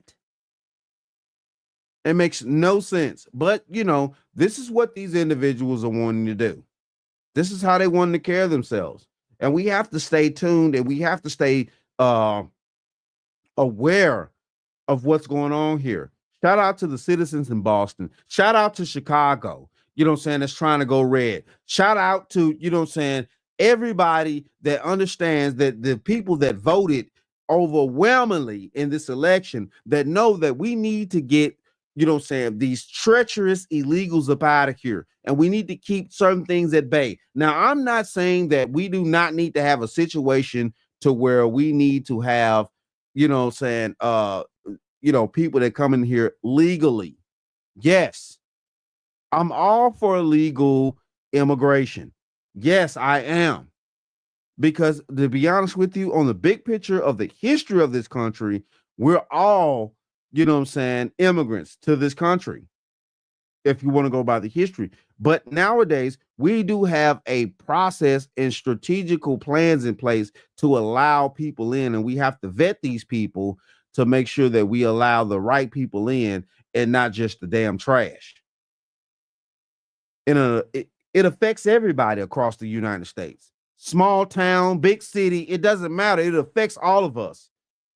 And it affects our economy. Like it or not. You know. Okay. So we're going to keep going.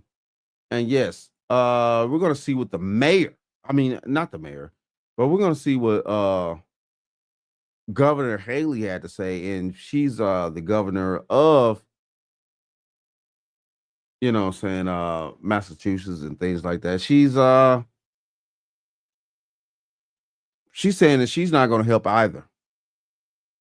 Basically. Okay. Let's go here now.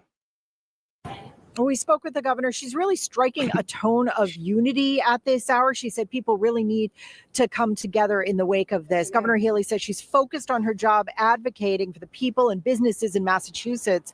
Now, when she was attorney general, she actually sued the Trump administration almost 100 times. I asked her how she'd work with a new Trump administration, and she said she'd work with anyone to make life better in Massachusetts. I think I've spoken quite a bit about Donald Trump and my feelings about him. We have to see whether he makes good on what he promised and ran on in terms of Project 2025 or other things. Hold up. See, there we go. Trump already has denounced Project 2025. Even the people that wrote the situation about 2025 has said that Trump is not, he's not a part of that project. Listen, look, they keep trying to bring up 2025, the project. Man, come on, man. Trump has already said he has nothing to do with that. It doesn't want anything to do with that. Now, the governor saying the lesson from this election, the economy, adding she's taken steps to try to make things better, including cutting taxes and making childcare more affordable. She also gave props to the Biden-Harris administration. She says Massachusetts has benefited from billions, in fact, $8 billion in federal funding, thanks to the Biden-Harris administration. We're live here in Boston. Sharman Skiddy, WC. Yeah, I bet. But you know what I'm saying? Listen, look. She's not going to want to work with the Trump administration in the long haul. And we know this. Hold on here. And we know this. Let me see. I may have a little something extra so you guys can see what. Hold on. Let me make sure I got it. Because this is crazy right here. You know what I'm saying? These people are not wanting to actually, you know what I'm saying, work with the situation at hand. And it's highly disrespectful. It's highly disrespectful.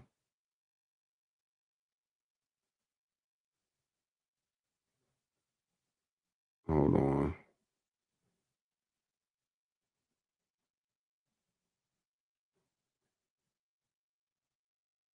Hold on. Damn it, I may not have it.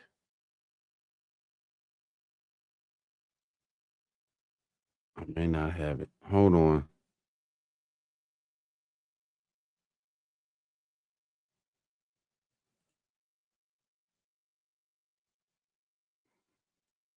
All right. We're gonna go here now, and I want to implement this.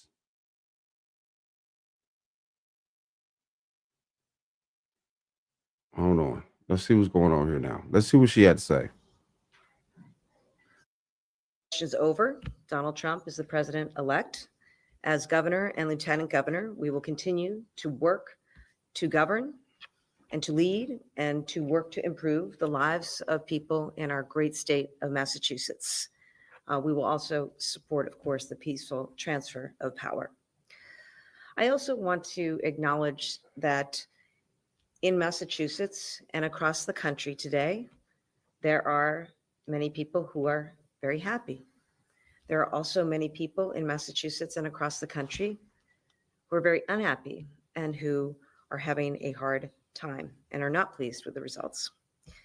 Many in our state are worried about their future. This is a moment to acknowledge those concerns, and it's also a moment for resolve. This is a time to come together. We see so much anger and division across the country, but I know Massachusetts is a place and will be a place where we care about each other and we look after one another. So whoever you are, whoever you voted for, know that we're going to continue to work together and move forward. I am a governor, and the LG is a lieutenant governor for everyone. And we will work with anyone to make life better for residents in our state. In moments like this, I also think it's important to remind everyone that this great country of ours is bigger than any one person alone. We all have a role to play in building the kind of community, state, and country. Hold on. And we're going to do it by staying true to things that we care about. And we're going to do it by continuing to push forward on the things that make Massachusetts so great. Driving down high housing costs by building more homes in the country and the highest rate of coverage. We care about the climate and our environment. We're going to always stand up for people's rights and freedoms, where women will have control over their own healthcare decisions, and where every person is respected, valued, and heard. Whoever you are, wherever you were born, whomever you love. That was true yesterday, it's true today, and it will be true tomorrow. That's my promise to all of you. I remember after Kim and I were elected, we visited Girls Inc.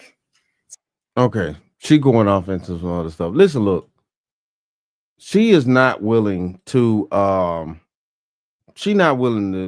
you know what I'm saying, come together with the Trump administration and make sure that they get the illegals out of here. I mean, let's just keep this real. She's not going. And it's a lot of other others that are not actually willing to do the right thing and get these illegals up out of here. They're too busy trying to protect them. And this is where we're at this point. All right, so let's see. This is the thing here, man. All right. I'm gonna take me a quick break. And yeah, we're gonna get back to it. So, you know what I'm saying? Shout out to everyone. And stay tuned. Tell me, JR, which slut are you going to stay with tonight? What difference does it make? Whoever it is, it's got to be more interesting than the slut I'm looking at right now.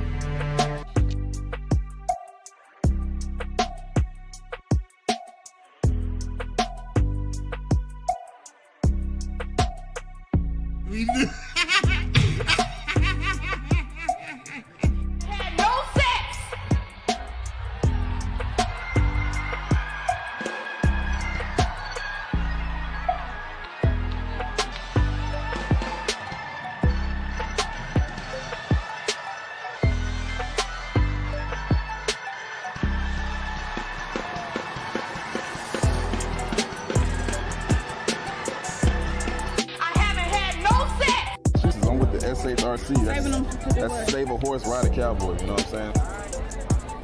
So what do you want? We're going to get your name and your Instagram. We're going to get you on the Cowboy as soon as possible, you know? You're going to get us on a Cowboy? Yeah. This a date? Is it? Yeah. I don't know. And I'm the Cowboy. Are you a cowboy? Of course. Howdy. Okay, you are handsome. Thank you. I appreciate y'all. Are very pretty yourselves, too, you know what I'm saying? All the people that do it. Oh, I'm sorry. What name would it be? Sleep Season. Sleep Season? Sleep Season, yeah, that's Sleep Season. real nice. Robust like them cows, some baby cows and calves. Oh, you into that bondage, huh? You kind of strong.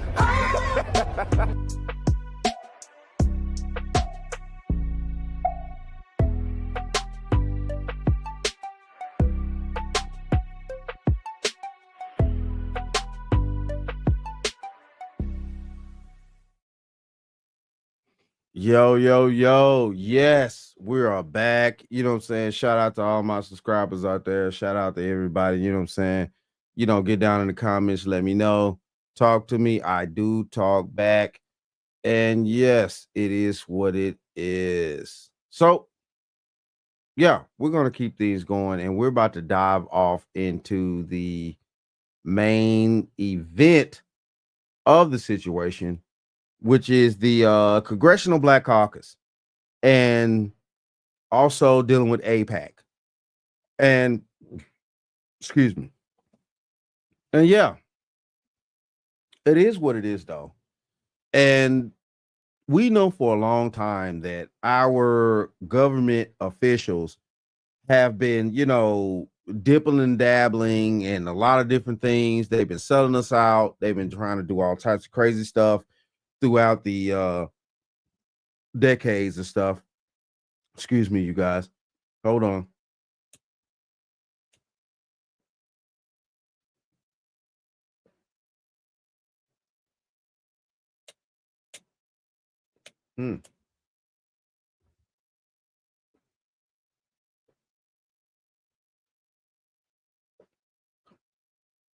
Shit won't like. Hold on.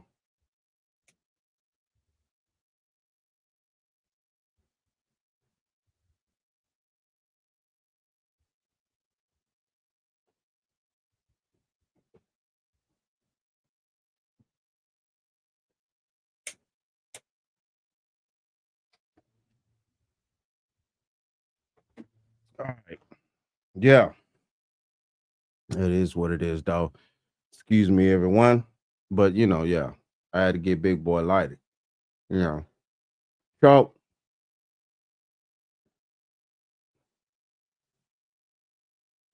this is where we're at. And we're about to dive off into the Congressional Black Caucus situation and things like that. And, you know, we're going to, let's see. Okay. Hold on. All right. Let's get off into it. Let's check this out real quick. Let's see what we're going to start off first. Let's go here now and see what AIPAC really is. You know what I'm saying? Let's see what these people are about. Let's see what's going on here. All right. This is AIPAC, AIPAC. Okay. Let's go here now. With Israel accused of committing genocide in Gaza thanks to US weapons, political support, and funding, a lot of people are asking, just why is the US so staunchly pro-Israel? Well, the answer isn't all that simple, but a big part of the conversation is a particular lobby group called the American Israel Public Affairs Committee, or AIPAC. Its mission: to push pro-Israel policies in the US and get politicians to vote for them.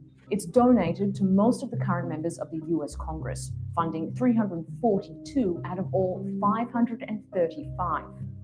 Records show that it's the biggest spending campaign group when it comes to representing a foreign interest in domestic US politics, and AIPAC is spending big on getting its favored candidates elected.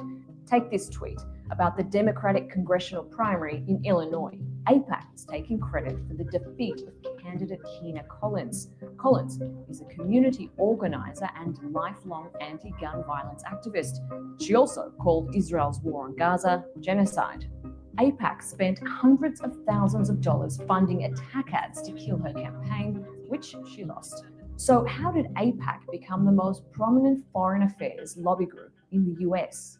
It fundraises through glittering annual galas where both Democrats and Republicans scramble to secure speaking spots. The U.S.-Israel relationship is special and strong. After all, AIPAC prides itself on being non-partisan. AIPAC boasts a long list of rich backers who it traditionally uses to funnel money to its preferred candidates and also to donate to pro-Israel Washington think tanks to influence Middle East policy.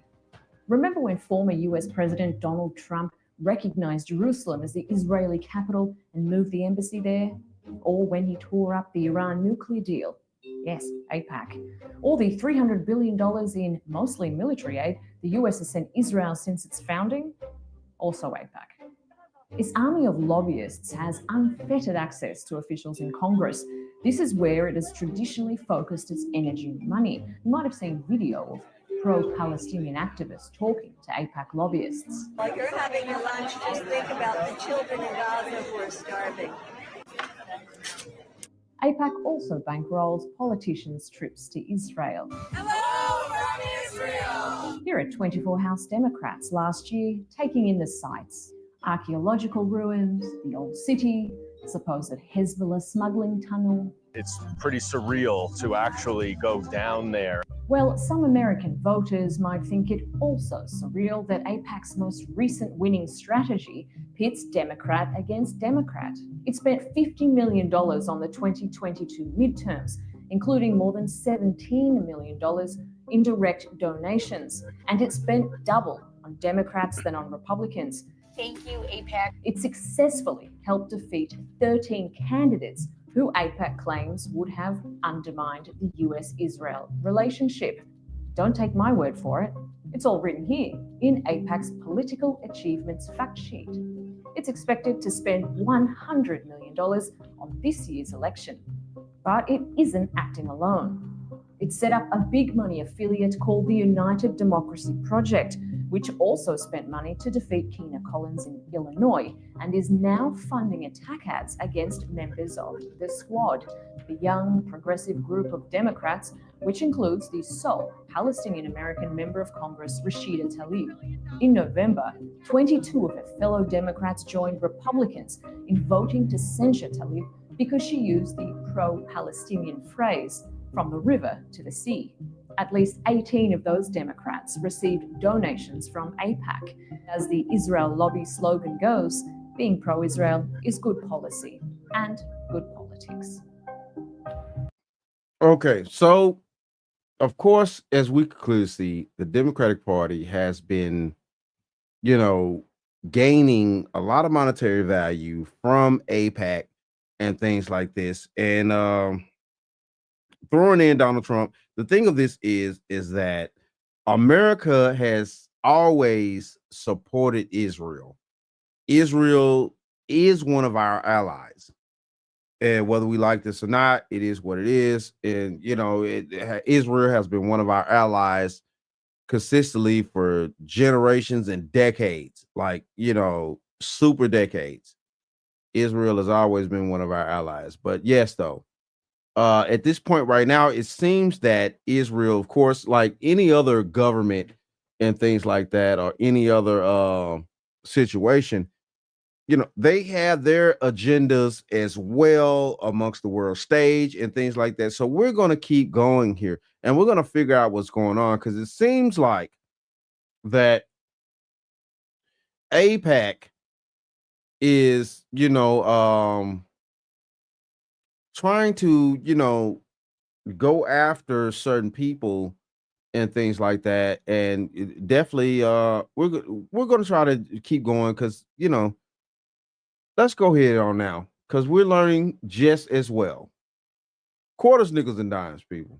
The American Israel Public Affairs Committee, better known as AIPAC, is targeting some members of the Congressional Black Caucus over their views on the Israel-Hamas conflict. The pro-Israel lobbying group is upset with members of the so-called Squad for demanding a ceasefire in both Israel and Gaza due to violence that has resulted in the deaths of at least 1,200 people in Israel and more than 11,000 in Gaza, including mostly women and children. AIPAC has vowed to spend up to $100 million to endorse primary challengers, who the group believes can unseat incumbents Jamal Bowman, Ilhan Omar, Ayanna Pressley, Cori Bush, Summerlee and the remaining squad members in the 2024 midterm elections.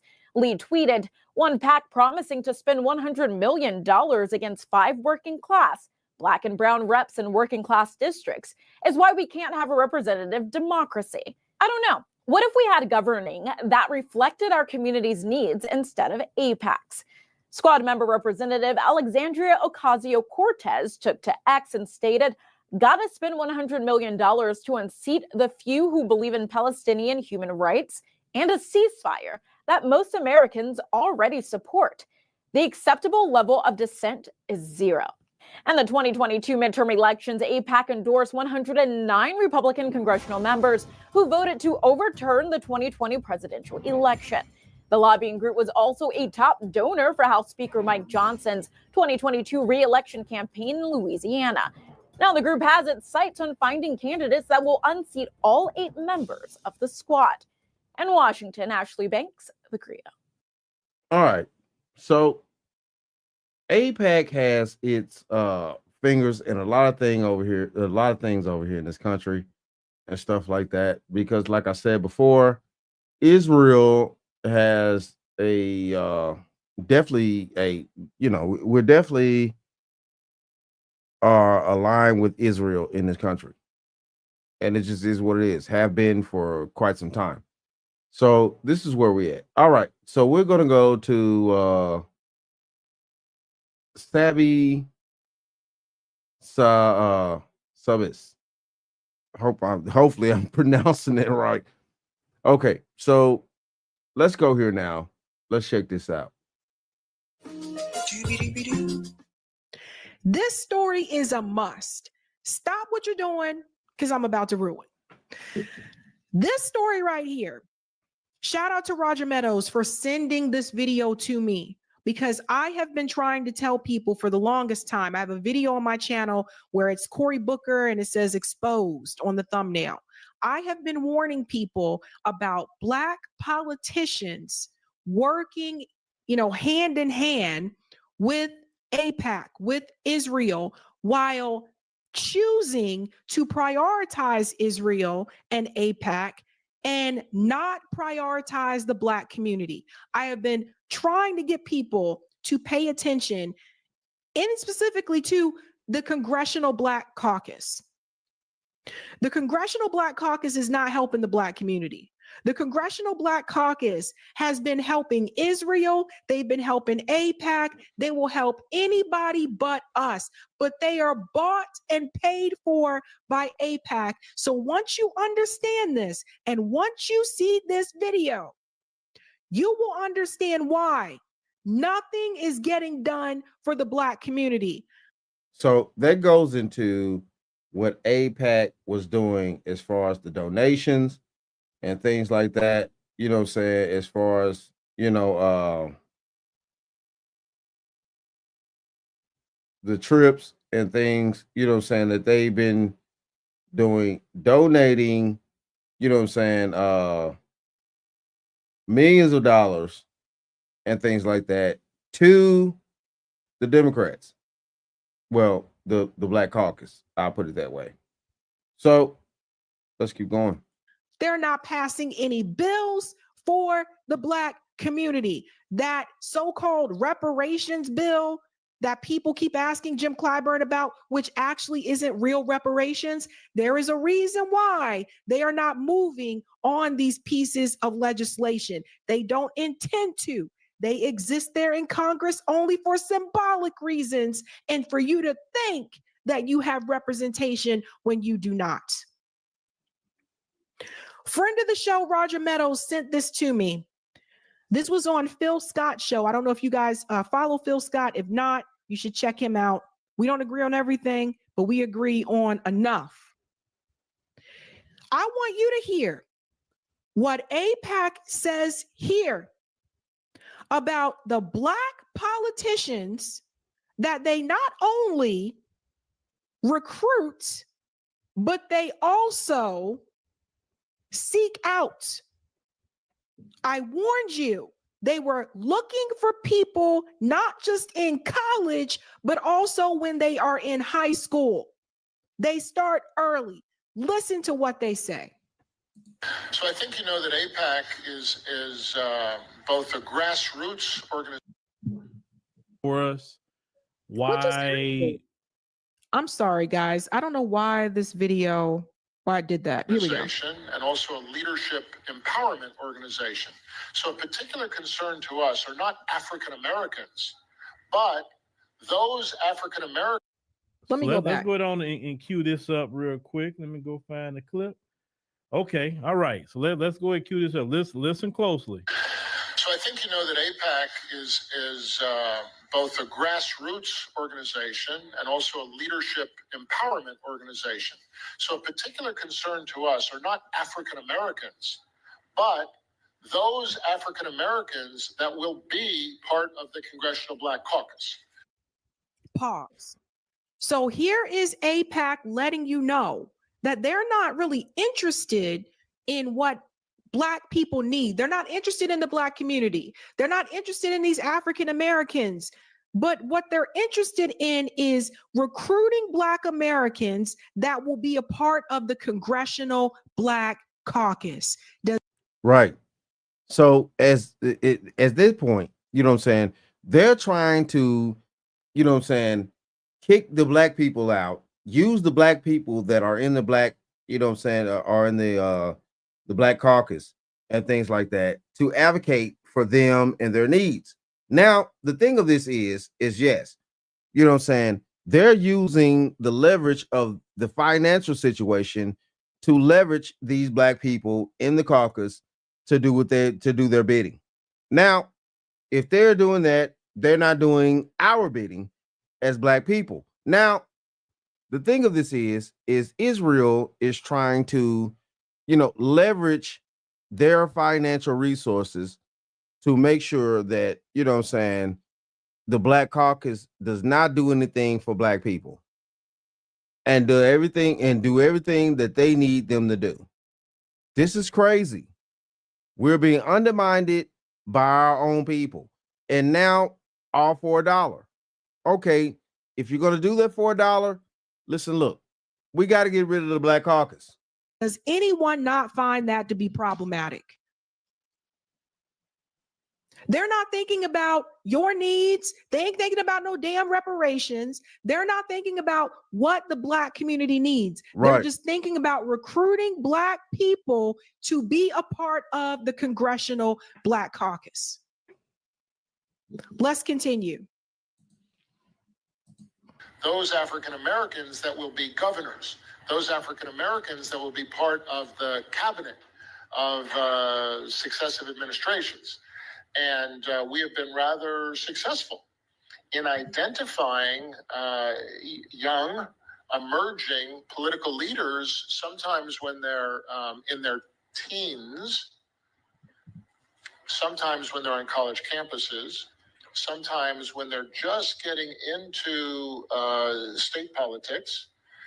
So we have AIPAC basically preying upon our own Black, you know, young people in college and things like that, that could possibly be, you know, politicians and things like that, that could represent the Black community. We are, as the Black community, and this clearly, as we can see, we're still being preyed upon. We're still trying to be deleted and moved aside and things like that for all these other people's agendas. And we have our own politicians in the Black Caucus that are accepting these factors, you know, all for the dollar. It's all for the dollar. Okay, then fine. If it's all for the dollar, then okay, let's move accordingly with this. Then maybe we need to get rid of set Black politicians in that aspect, because they don't care about the Black community. They don't care about things that we need, the tangibles and things like that. They don't care about putting actual good educational systems in the Black community. They don't care about putting vocational schools in the Black community to give us an advantage on vocational skills, electricity, plumbing, things like that, things that are tangibles that the Black community really can use and capitalize upon, and things like that, that we can actually galvanize our community with. Because these are things that are not going away. We're going to need electricians, plumbers, engineers, builders. You know what I'm saying? We're going to need these things. So yes. And we having, AIPAC trying to undermine us. And the Black Caucus is falling in line with it. And sometimes when they first emerge as congressional candidates, AIPAC built a relationship with Barack Obama before he was a president, before he was a presidential candidate, before he was a U.S. senator. So now we understand the reason why Barack Obama really never did anything for the Black community. Now we're seeing it. It's right here. They built a relationship before he even became president, before he became a senator. You know what I'm saying? For Illinois. This is crazy. And now we understand why that the Barack Obama administration came to the point to where they came to, and they was pushing other agendas, had nothing to do with the African-American community, but the African-American community overwhelmingly voted his administration in, which they still tried in this election previously here. They still tried to vote in the same administration, basically.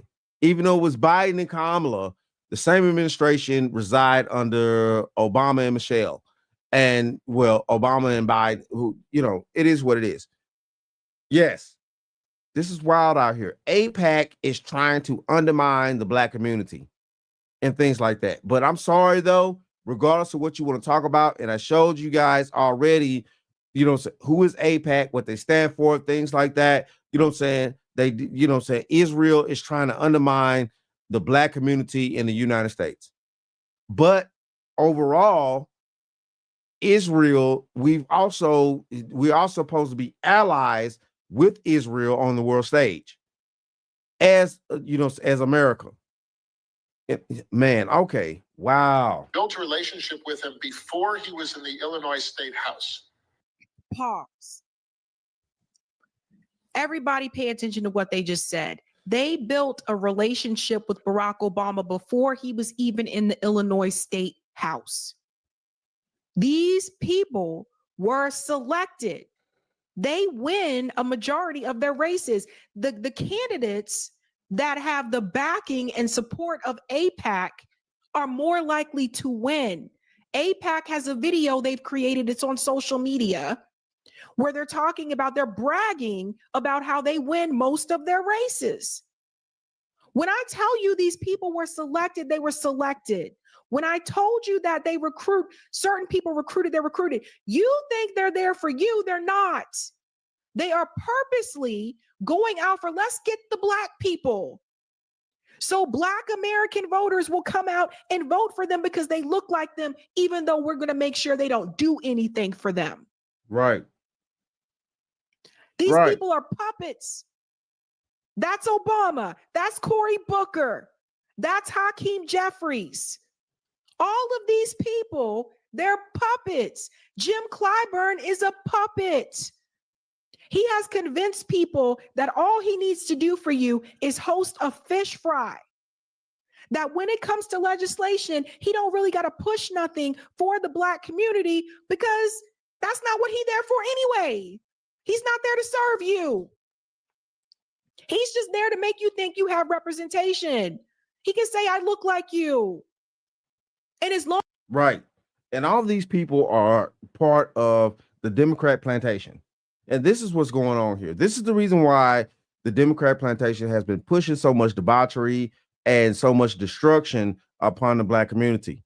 We have other entities undermining the people that the people that the Democratic Party have been electing for so long.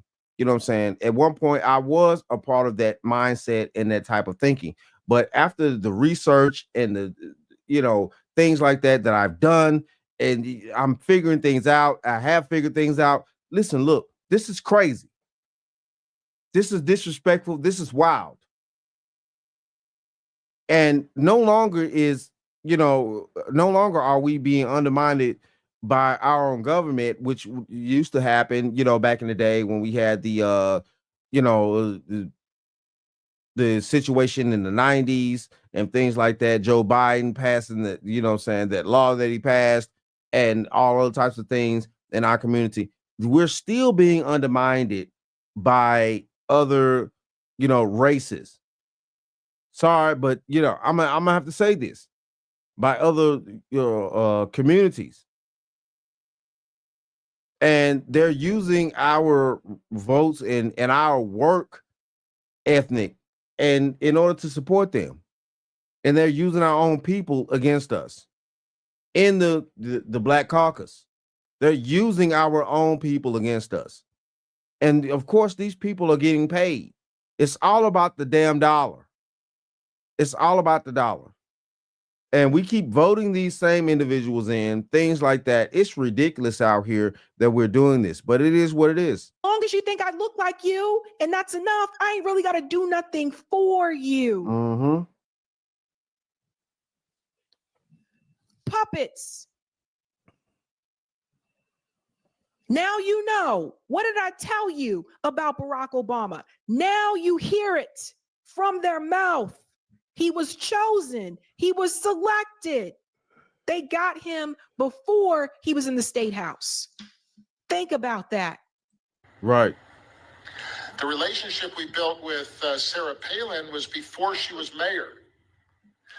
The groups that we are most excited about bringing to Israel for the first time would be the national, state, and local leaders of the College Republican National Committee and the College Democrats of America. And the fact that we bring them to Israel together, lock them in a bus, don't let them come down from the top of Masada until they understand the importance of working together, may be one of our only hedges against the breakdown of bipartisanship that we're witnessing today. Did you hear him say lock them in a bus? All right, ladies and gentlemen, I want you to hear the whole thing what the gentleman had to say from AIPAC. Right. Lock them in a bus. Hold on here. So I want to go back here. And here we go. Hold on. Here at 24 House Democrats last year, taking in the sights, archaeological ruins, the old city, supposed Hezbollah smuggling tunnel. It's pretty surreal to actually go down there. Well, some American voters might think it. Yeah. That's where we at. That's where we the fuck at. Right there. That's where we at. All right. Let's keep going. And I'm going to play this again, not the whole thing, but it's just a part that one part I'm also concerned about, or what we need to listen to. So let's go ahead and play it again and just listen very closely. I'm gonna stop it at certain points. So I think that AIPAC is both a grassroots organization and also a leadership empowerment organization. So a particular concern to us are not African Americans. Okay. So he said, listen, our concern isn't the Black community and what they got going on. He clearly said that. They're not worried about us whatsoever. I want to make sure we putting that out there. They're not worried about us as a group. But as you continue to hear, what they are concerned about is making sure they can spot and cherry pick those among us that's going to be in any kind of political leadership. Right. And think about how strategical mindset that is. Seriously. Think about how that is. Why is that? Why get to them young? Why get to them right before they actually get really developed politically, you know, the thing is they have to try to, the best thing they all do, it's not just AIPAC, it's all of them, they have to separate you from your people. Yep. Because if you can't take a politician that come from the grassroots and say, nah, bro, I'm fighting for my community. The Democrat Party would never put money behind anybody who's going to fight for black people. Right. As we can clearly see, and things like that, with all the Democratic Party's agendas that they've been doing these past, you know what I'm saying, definitely through the Obama administration and also through the Biden administration, they would never, you know what I'm saying, do that. They haven't ever really done anything for the black community. All these decades, all the way back to, you know what I'm saying, Dr. King and the whole, you know what I'm saying, movement situation. You know, back then they did just enough to kind of give a little trinkles of hope and joy, which, you know what I'm saying, Kamala just ran off that that type of thought process. Oh, the hope and joy. Hope and joy. Yeah, okay. But, you know, yeah, and then you have AIPAC, that's a representation of Israel undermining the black community, using our own to capitalize off of us, to keep us down in a certain place to where we could keep, you know what I'm saying, financially benefiting them or anything like that. It's always a trick in the game. And the sad part about us is, you know, I don't hold AIPAC, you know, I hold AIPAC accountable to a degree, but the thing of this is, I hold our, you know, African-American politicians to a higher degree with the sellout that they're doing. You know, the dollar, things like that. Okay, you want to practice that? It is what it is. That's the reason why we have to get these individuals out of those situations. Yes, to be honest with you, man, I think we need to have a limited time in Congress for our Congress people. You know, it's crazy. Does everybody hear that? These are lessons to take home with you. Write this down. This is a little bit of homework. This is why you don't see a lot of the black activists running for office. This is why. They will never let you get through.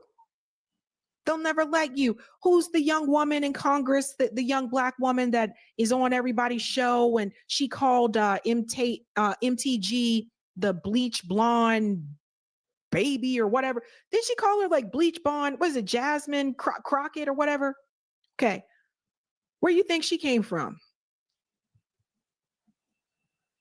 You think they don't have a hold of her too? These people didn't just appear out of nowhere. I told you, Hakeem Jeffries was losing to Charles Barron. He was losing to Charles Barron, a Black Panther. Next thing you know, Charles Barron gets the smear thrown towards him. Everybody, the same smear you saw with Jill Stein. David Duke endorses Charles Barron. So like I said before, David Duke is an op. Next thing you know, Hakeem Jeffries shoots through the polls. And that's how Hakeem Jeffries got the seat that he's sitting in right now. Hakeem Jeffries takes a lot of money from AIPAC. So again, he didn't get there on his own. Most of their candidates win. I want you to second guess all these people, all these candidates that are part of the Congressional Black Caucus. I want you to second guess all of them. And you can look up their funding on Open Secrets. The rule in politics for black politicians, you can't punish white people and you can't help black people. That is the two rules for black politicians. Period. Definitely you can't help black people. You better not even think about helping black people. You can help immigrants, migrants that just came here yesterday.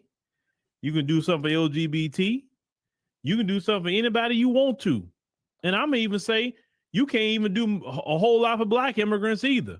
Maybe you can give them a little bit, but you better not be really giving them resources like the Venezuelans been getting. Look, if you really look at those shelters, look at who really getting all those resources. It's not the African immigrants or the Caribbean immigrants. It's the ones from Venezuela and El Salvador and all of them. Y'all really pay attention to that. It's not the black immigrants getting all those resources from the Democrats. But let me go ahead and continue this. But you know what I'm saying? And that's the truth. As we can clearly see, this is the reason why. This is the reason why. Also, Trump is trying to come in and you know what I'm saying, get all this, craziness away from out of here, away from out of America. Yes.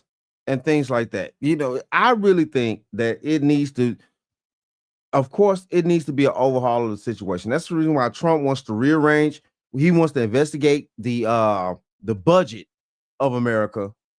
He wants to investigate the health issues of our food and things like that, because we are accepting a lot of things over here in America that other countries don't. Also, you know what I'm saying, Trump has he's also repped black people, period. You know what I'm saying? Hold on here. Jesus, I may not have it, but the thing of this is,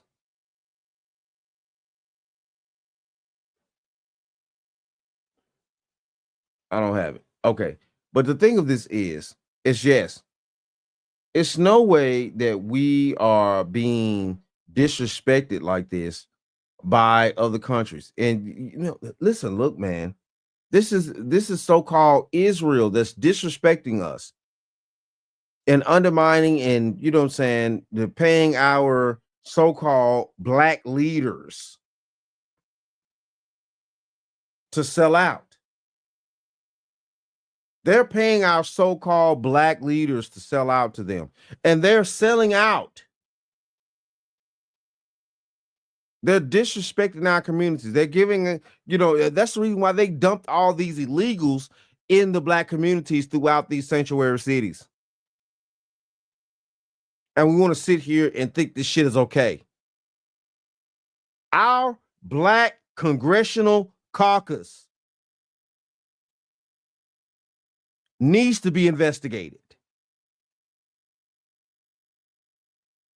It needs to be looked at. It needs to be put on the forefront. those African Americans that will be part of the Congressional Black Caucus, those African Americans that will be governors, those African Americans that will be part of the cabinet of successive administrations. And we have been rather successful in identifying young, emerging political leaders, sometimes when they're in their teens. Sometimes when they're in their teens. This is what I'm trying to tell you. Right. It sounds like to me that at the end of the day, though, the AIPAC Celebrate Israel, as we clearly see. Hold on. Let's pull this up. We can clearly see this. If you can see my screen and things like that. You know what I'm saying? Celebrate Israel. They are going after our black people at a young age that they consider maybe coming out of these certain colleges, things like that, that are going to be, senators or super government officials and things like that. They're going after us. They're preying upon us. Why is Israel doing this? Now, if we want to go to, and I'm gonna say this, and it's finna get controversy. Hold on. It's finna get a little controversy right now, because I'm finna say this. Hold on.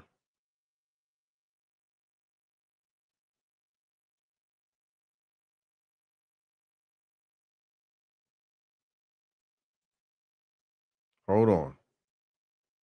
Because I'm going to say this right now. And yeah. If you actually know anything about the Bible,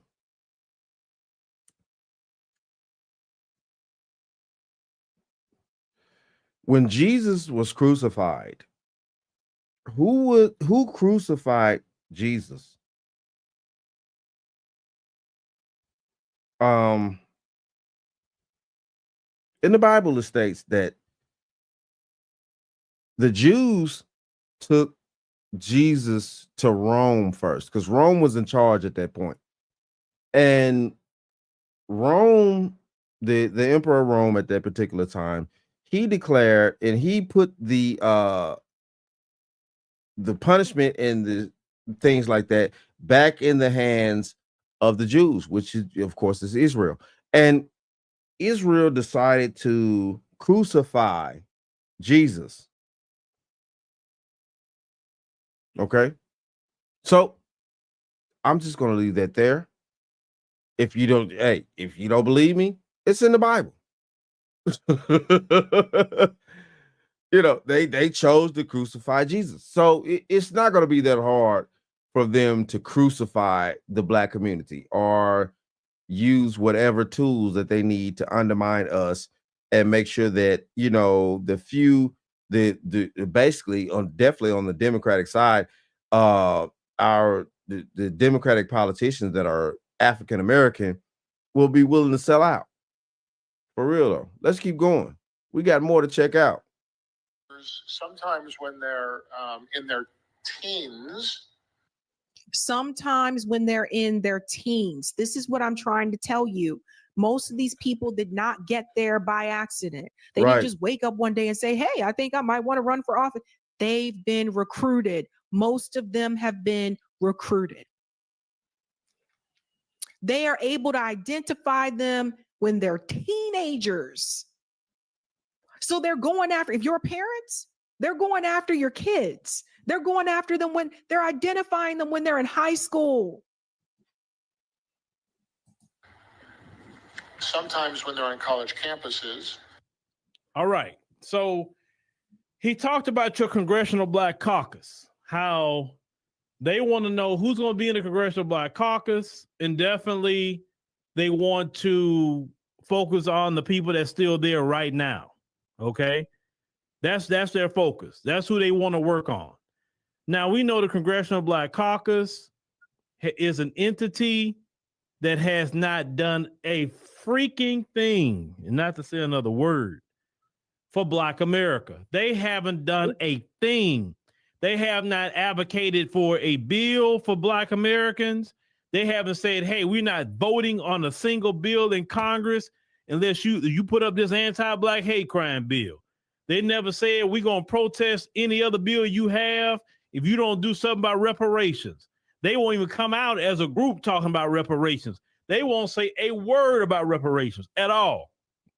Nope. They are the most do-nothing group that we see. But we'll see the Congressional Black Caucus talking about what AIPAC want them to talk about. We'll see the Congressional Black Caucus talking about immigrants. You're going to see the Congressional Black Caucus speaking against Trump and mass deportations. Watch. Because they were doing that the last time when Trump was in office. Oh, that's wrong. He's deporting all these people. Oh, it's wrong. But they don't say nothing about Black people. Prime example. Nope. Look at how Sonia Massey was killed.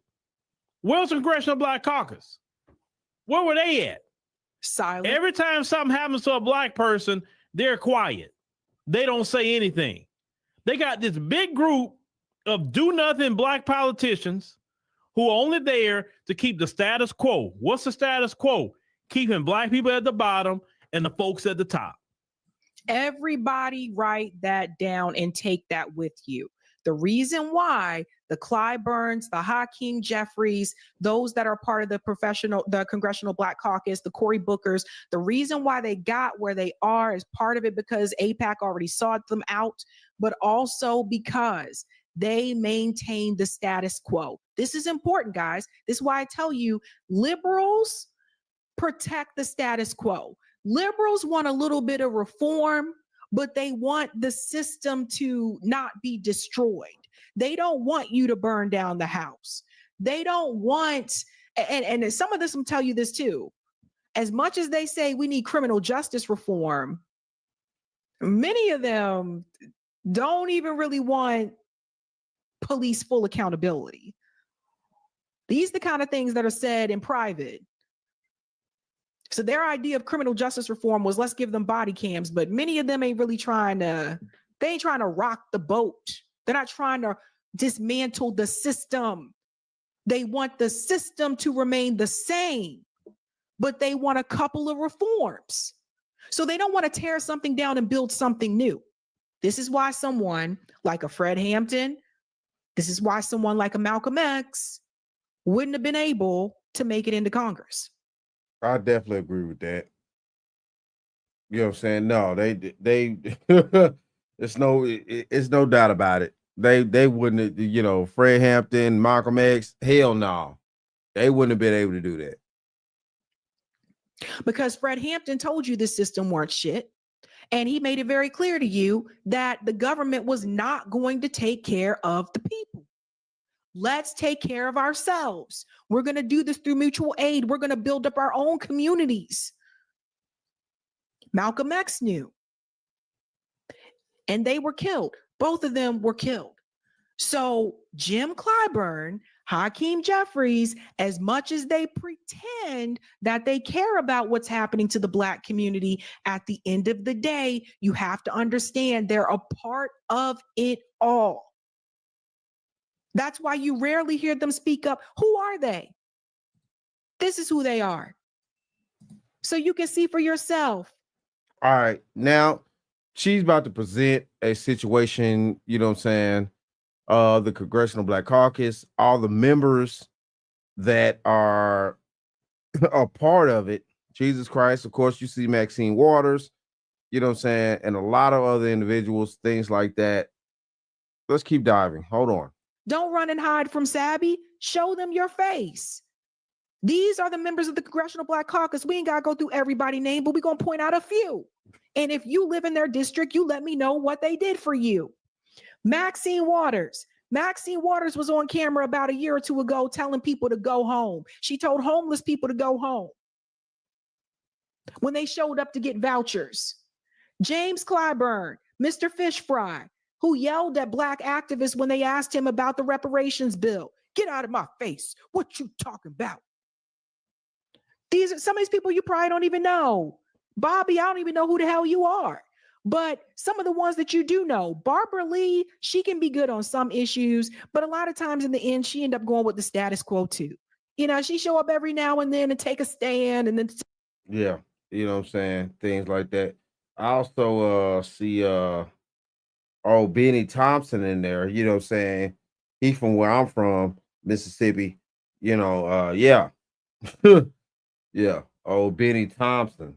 Benny Thompson. Yeah. Yeah. Oh, man. See, you know, yeah. If you know any damn thing, you know what I'm saying? Yeah, man, please. I believe, you know, definitely, you know, the whole Mississippi situation need a whole overhaul of, you know, all these damn Democrats and shit. This is crazy. You probably don't even know. Bobby, I don't even know who the hell you are. But some of the ones that you do know, Barbara Lee, she can be good on some issues, but a lot of times in the end, she end up going with the status quo too. You know, she show up every now and then and take a stand and then sit right back down. That's Barbara Lee. We'll continue to go down the list. Look at all the people. Hakeem Jeffries, the greatest bougie ass kissing token of them all. Hakeem Jeffries knows better. Hakeem Jeffries knows about radicalism. He knows that the Black community is obviously underserved and needs a lot of things, but you rarely hear Hakeem Jeffries talk about it. Every time I see Hakeem Jeffries in an interview, how often do you hear him talking about, here's what we can do to help the Black community? How often? And I'm not talking about that little sit down that he had with Jamal Bowman about let's make hip hop a holiday. Who the fuck want to make hip hop a holiday? If Hakeem Jeffries really said that, and you know what I'm saying, listen, look, of course, man. When black people then let hip hop get away from them. Sorry to tell y'all, but yeah, hip hop, rap, it got away from black people. That was our moneymaker as black people. We were supposed to capitalize off hip hop, rap, all that type of stuff to actually allocate and use our stars and things like that to better provide for our communities and things like that, for them to endorse, and the other stars endorse their communities and invest in their communities. We were supposed to be able to use our hip hop and music stars and entertainers to actually, allocate for the black communities across America. But we let that get away from us. We gave it away basically. Hakeem Jeffries is there to virtue signal too. Don't get it twisted. Don't think that just because he has the same complexion that he's there fighting for black community. He's not. Hip Hop Day. Get out of here. Right. You got Frederica S. Wilson. She's another one that is greatly taking advantage of black people. And some of you are wondering, how do they continue to win? You know how they win? Because most black people don't vote. You know how they win? White liberals. So I'm going to need for you to take. Ooh.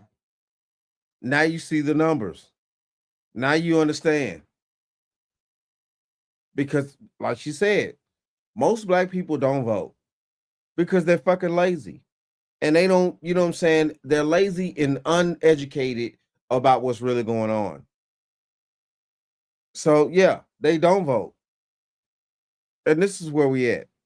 We're dealing with the majority of the Black Caucus sitting around here doing a lot of debauchery shit. You know what I'm saying? Accepting, money from AIPAC and all this other type of stuff, undermining us. And then we're sitting around here wondering why our schools is trash as the black community, wondering why we're getting the worst food in the black community, wondering why we can't, maneuver and make things better for us because our own politicians that, some of us elect as the black community, and also, other ethnicities that are on the Democratic liberal agenda, elect. Yeah. And we have an overwhelming amount of these, black politicians who are sitting out here doing all this debaucherous crap. They don't care. They're getting paid.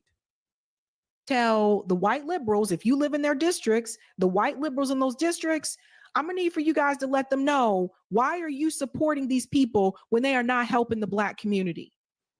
White people, I'm gonna say, because they don't care. They don't care. Listen, look, the white liberals, they don't give a damn about the black community. They don't give a damn. They have their own agendas, just like the AIPAC Israel situation have its own agendas.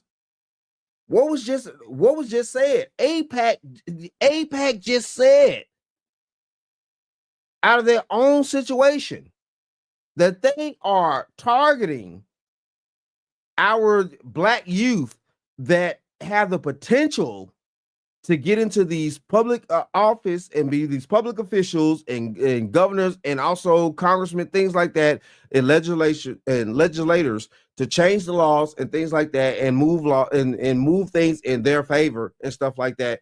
And we as black people are not paying attention.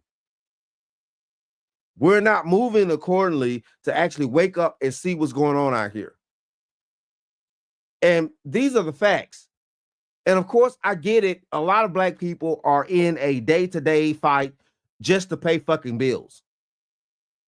So it's a lot to take in and things like that to actually try to gain information about, you know what I'm saying, our elected officials that we, you know, have put in these places and stuff like that. And I definitely know coming from, you know what I'm saying, the Mississippi area and things like that, Benny Thompson has been in office for fucking decades, gaining his fucking resources and doing what he's been doing.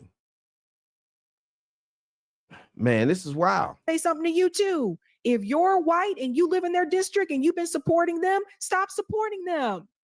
They're not going to do it. What is happening here? They're not going to do it. That's how they get in. It's the same thing with Jim Clyburn. Jim Clyburn ain't winning because he's doing a great job. Black people ain't rushing out to vote for him. Marcel Dixon told you he been on this show multiple times. And Marcel Dixon let you know that it's white liberals who are coming out to support Jim Clyburn.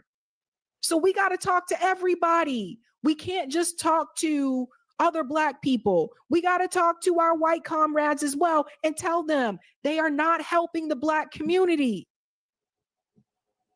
Let's go on. Here's Cory Booker, the biggest sellout of them all, takes a lot of money from AIPAC. Him and Hakeem Jeffries take a lot.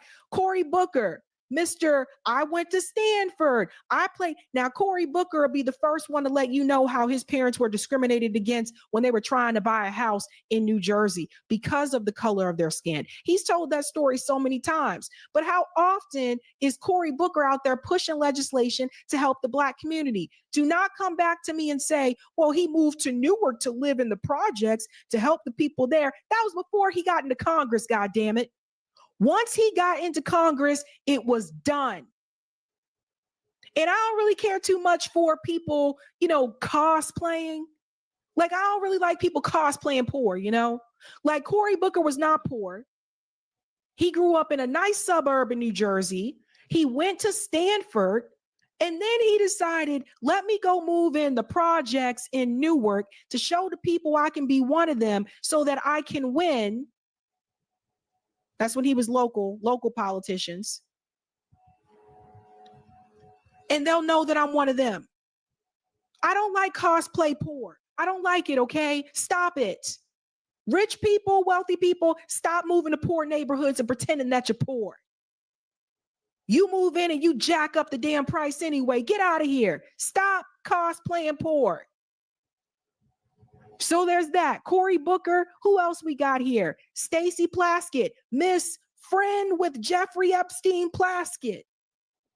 She also a part of the Congressional Black Caucus. What is she doing? What is she doing?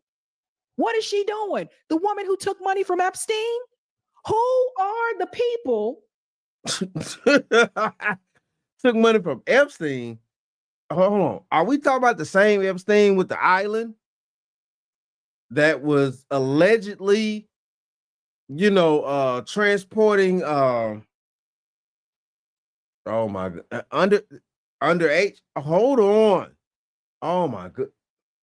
That are supposed to be representing the Black. Ayanna Pressley, don't even get me started. Ayanna Pressley, you might be good on some issues sometime. I wouldn't expect nothing from a woman that has a bald goddamn head. I'm sorry. Oh, Alan, why the fuck is you so misogynist? You're a misogynist ass man. How dare you be a misogynist man? Misogyny? Oh, wow. You know what I'm saying? Yeah, we got to have a little misogyny to combat all this fucking misandry out here. AKA misandry, the hatred for men. Yeah, look at it. Man, I can't trust no chick that don't rock her natural hair that God gave her. I can't trust it. She done shaved all the fucking hair off her damn head. I can't trust no woman, and the women in my family. No, I can't trust no woman that shaves her head off like that. Hell no. But really, I told you she was the one that was never anywhere near as left as the other Justice Democrats. You just like the Black Elizabeth Warren to me. And I can say that because I lived in her district. So it just is. I just so many things to say. Ilhan Omar, a lot of the Somali community don't like Ilhan. So what this time? Look, Jamal. Damn, the Somali. Okay, wow. So these people get in here and they sell out their own communities. Jamal Bowman, Cori Bush used to do a lot for her community, but part of the reason she lost her reelection was because of AIPAC. The other part of the reason was the people in the community said they stopped seeing her come around. So I can't. Richie Torres, we don't know who you are. You claim to be progressive. You fight more for Israel than you do for the poor people in the Bronx, in your district. You don't give a damn about those people. The Bronx is the poorest borough in New York City. And I'll never hear Richie Torres talking about the Bronx. Every time I see this man's face, he on TV talking about what we can do for Israel. So AIPAC bought these people.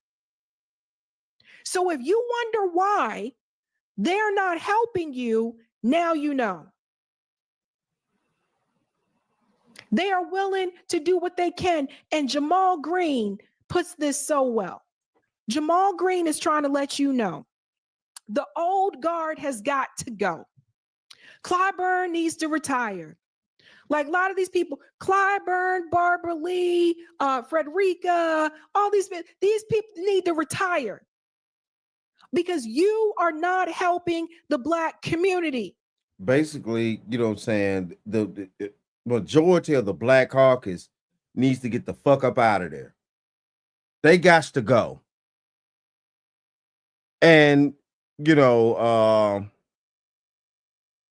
it's a dangerous situation because, you know, a lot of these people can keep running and keep being nominated for these positions decades after decades. And this is the thing here. They have to go. A true overhaul of the situation is getting rid of a lot of these Black people that are in these positions and things like that. The reason why, you know what I'm saying, the Black community can't rise or can't do anything and staying manipulated amongst a lot of debauchery and stuff like that. And a lot of things are being pushed upon us to keep us illiterate and stupid and things like that. It's because of these individuals out here that are taking money from other cultures and, you know, trying to keep us down. And I'm not a politician, but I help through mutual aid. You're a politician. These guys have more followers on Twitter than I do. They have a bigger platform than I do. How come you never around? But when it's time for you to go up there and speak for Israel, you front and center. Front and center. Jamal Green puts it so well. I'm sorry, some of y'all not gonna like this video, but I gotta tell y'all the truth. The reason why Black people will continue suffering in this country is because we allow Black gatekeepers to act like they represent us and they don't move forward an agenda that actually represents us. You got to understand that these folks that they paying, Oprah, Al Sharpton, Roland Martin, Jesse Jackson, they do not represent the communities of today, and they must move aside. We can step back. We can respect their work. We can pay homage. We can do all that. But there's no reason why Black folks, while we're in a state of emergency, we have the lowest amount of wealth in this country, the lowest amount of homeowners in this country, the most illiterate children on the data sheet, the dying at number one in mostly all of the chronic diseases in this country. We are at war, and we don't have time to keep on allowing these Black gatekeepers who won't pass the torch, the Black gatekeepers who act like they represent us and don't move forward a real agenda for us because they don't even know what we need. They don't come in our communities. They don't work in our communities. We need real people that are on the ground that actually get the support. Support the young business owners, the young activists, the young politicians, the young media people who actually can connect with the people of today. If we don't pass the damn torch and get rid of these old guard gatekeepers, and I'm not saying old to be disrespectful, I'm just letting you know that they're... No, screw that. All that, yeah, they old. They old. And they need to get the fuck up out of here. I'm not saying old to be disrespectful. No, I'm saying old to be disrespectful. They're old, they're disrespectful to the black community, and they have to fucking go. They got to go. I'm all for it. Get these old bats up out of here. They have to go. Screw that. The time has come to an end, and we must have change. I agree with Jamal so well. They are holding a lot of people back. But again, they're there by design. I would like to know what Maxine Waters has done for people in her district all this time that she's been in Congress, especially since she told homeless people to go home. How the fuck a homeless person go where? I guarantee you Maxine Waters ain't gonna allow nobody to sleep in her motherfucking house. I guarantee you that. This is crazy. Pay attention to what is happening. Pollster Frank Luntz has done a number of interviews post-election. And on multiple interviews, he's asked, what do you think should be the next best strategy? And I noticed something that Frank Luntz has said. He said, I think the Democratic Party should go with someone like Cory Booker. Cory Booker, he even said he thinks Cory Booker can beat Donald Trump. Cory Booker can't beat Donald Trump. I listened to Cory Booker's speech in New Hampshire in 2020 when he was running through the Democrat primary back then. Cory Booker was so damn fake. 2, I thought his eyes was going to jump out of his head. 3, there was an older gentleman in the audience who said, you sound just like Barack Obama. You're seeing some of the same things that Barack Obama said when he came here and he stood in front of us too. In other words, the man was trying to let him know he was fake. Fake it and fake. There's nothing that comes out of Cory Booker's mouth that I trust. I don't trust his eyes either. So there's that. Why would Frank Luntz say it should be Cory Booker? He should be the leader of the party. He can beat Trump. Cory Booker can't beat Trump. But why would he pick Cory Booker? Why would he name him? Because Cory Booker is an AIPAC puppet. And according to Max Blumenthal, so is Frank Luntz. Pay attention to who is recommended. And then look them up on Open Secrets and see if they're taking money from AIPAC. So it is what it is at this point. You know what I'm saying? We've come to it, and this is real talk. The Democratic Party is falling the fuck apart. And it is what it is out here. They're falling apart. And you know what I'm saying? With this past election, we could clearly see that for those of us that actually could clearly see the situation that's going on here with all the debauchery and the illusions and the disrespect, definitely amongst the black community and the black Congressional Caucus, they, you know what I'm saying, they sold out. A lot of things are coming out. I'm sorry, but hell, Cat Williams was right. Cat Williams was fucking right. A lot of this shit is being exposed. And the Black Congressional Caucus obviously has been moving against, you know what I'm saying, the black people for the longest now. They sold out to AIPAC. AIPAC represents Israel and their agenda. Now, listen, look, I'm not stupid. My thing of this is that, of course, you know what I'm saying, every culture and race has their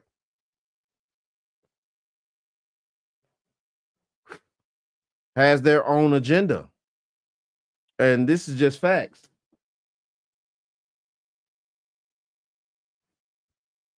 But we as black people are not, you know what I'm saying, galvanizing ourselves to make sure that our agendas are met. And throughout the history of this country, we've allowed a lot of our, you know, black politicians and things like that to not actually want to, you know what I'm saying, to not actually support us. And we haven't placed demands upon these people and kept up with those demands. You know, the Black Caucus has, you know what I'm saying, completely sold us out. Hold on. I want to get to the pictures here. The Black Caucus has completely sold us out as the Black community. You know, and as you could see, I know some of you, if you're African American and you see this, you know what I'm saying, you know good and well, some of these people are representing your states. And this is sad. This is highly disrespectful that we have to deal with these with this crap. But this is what's going on here. We won't get out and we won't demand that these individuals, you know, do right by us. Yeah. And these are just facts. You know, these are facts.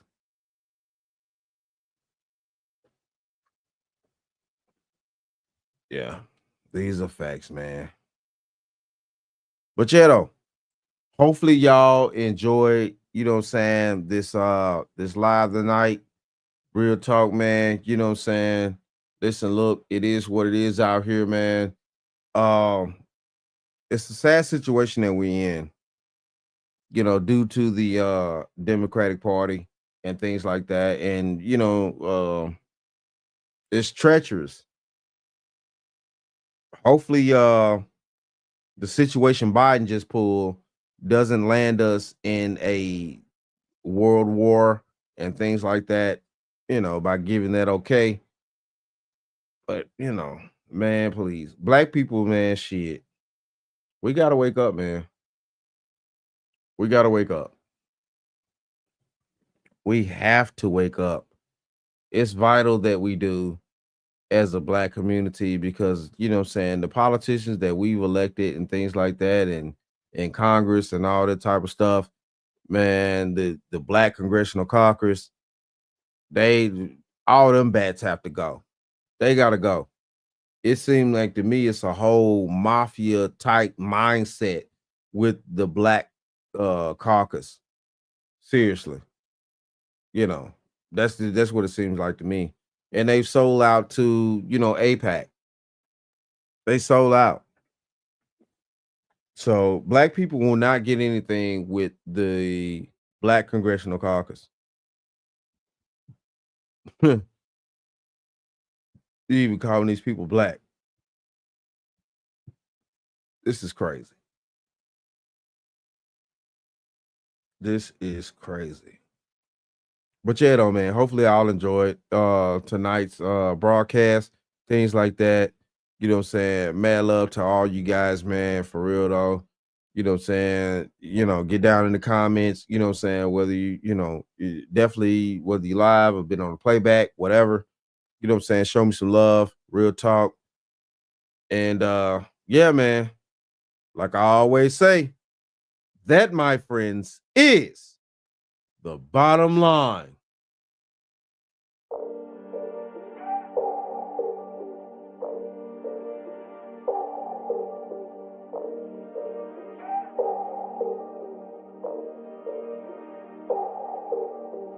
That way. You had absolutely no right to do that. When you supposed to wear that at, Fisher? With my man. What? You're not taking you nowhere in that? Night tip, and I show up with a bonnet on and Crocs. You know why I'm here.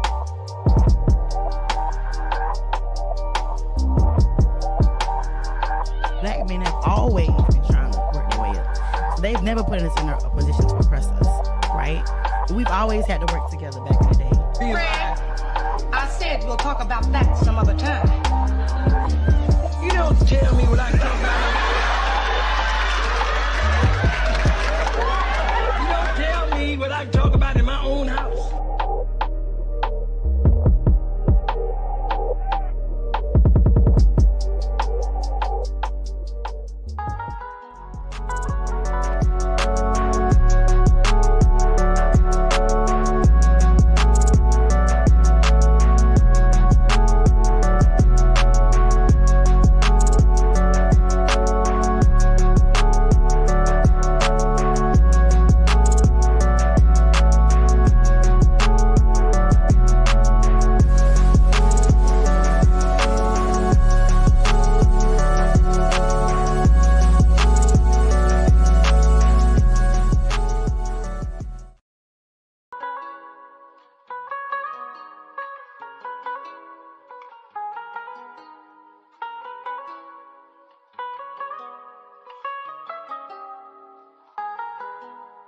Black men are not the problem. Black men are used to matriarchy, okay? Black men are used to Black women being the heads of the family. And another thing, stop saying all men are dogs.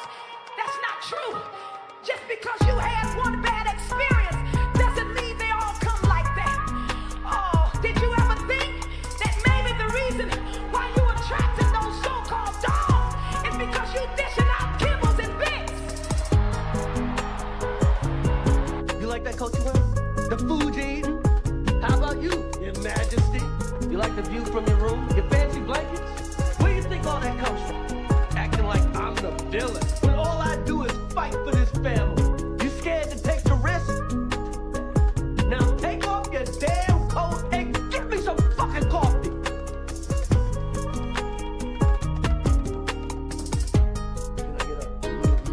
We'll talk about that some other time. I don't want to talk about it now. Fred, I said we'll talk about that some other time. You don't tell me what I talk about. You don't tell me what I talk about in my own house. Don't you point your finger at my nose, Fred Sanford. I'll point my finger at your nose and I'll point my foot somewhere else.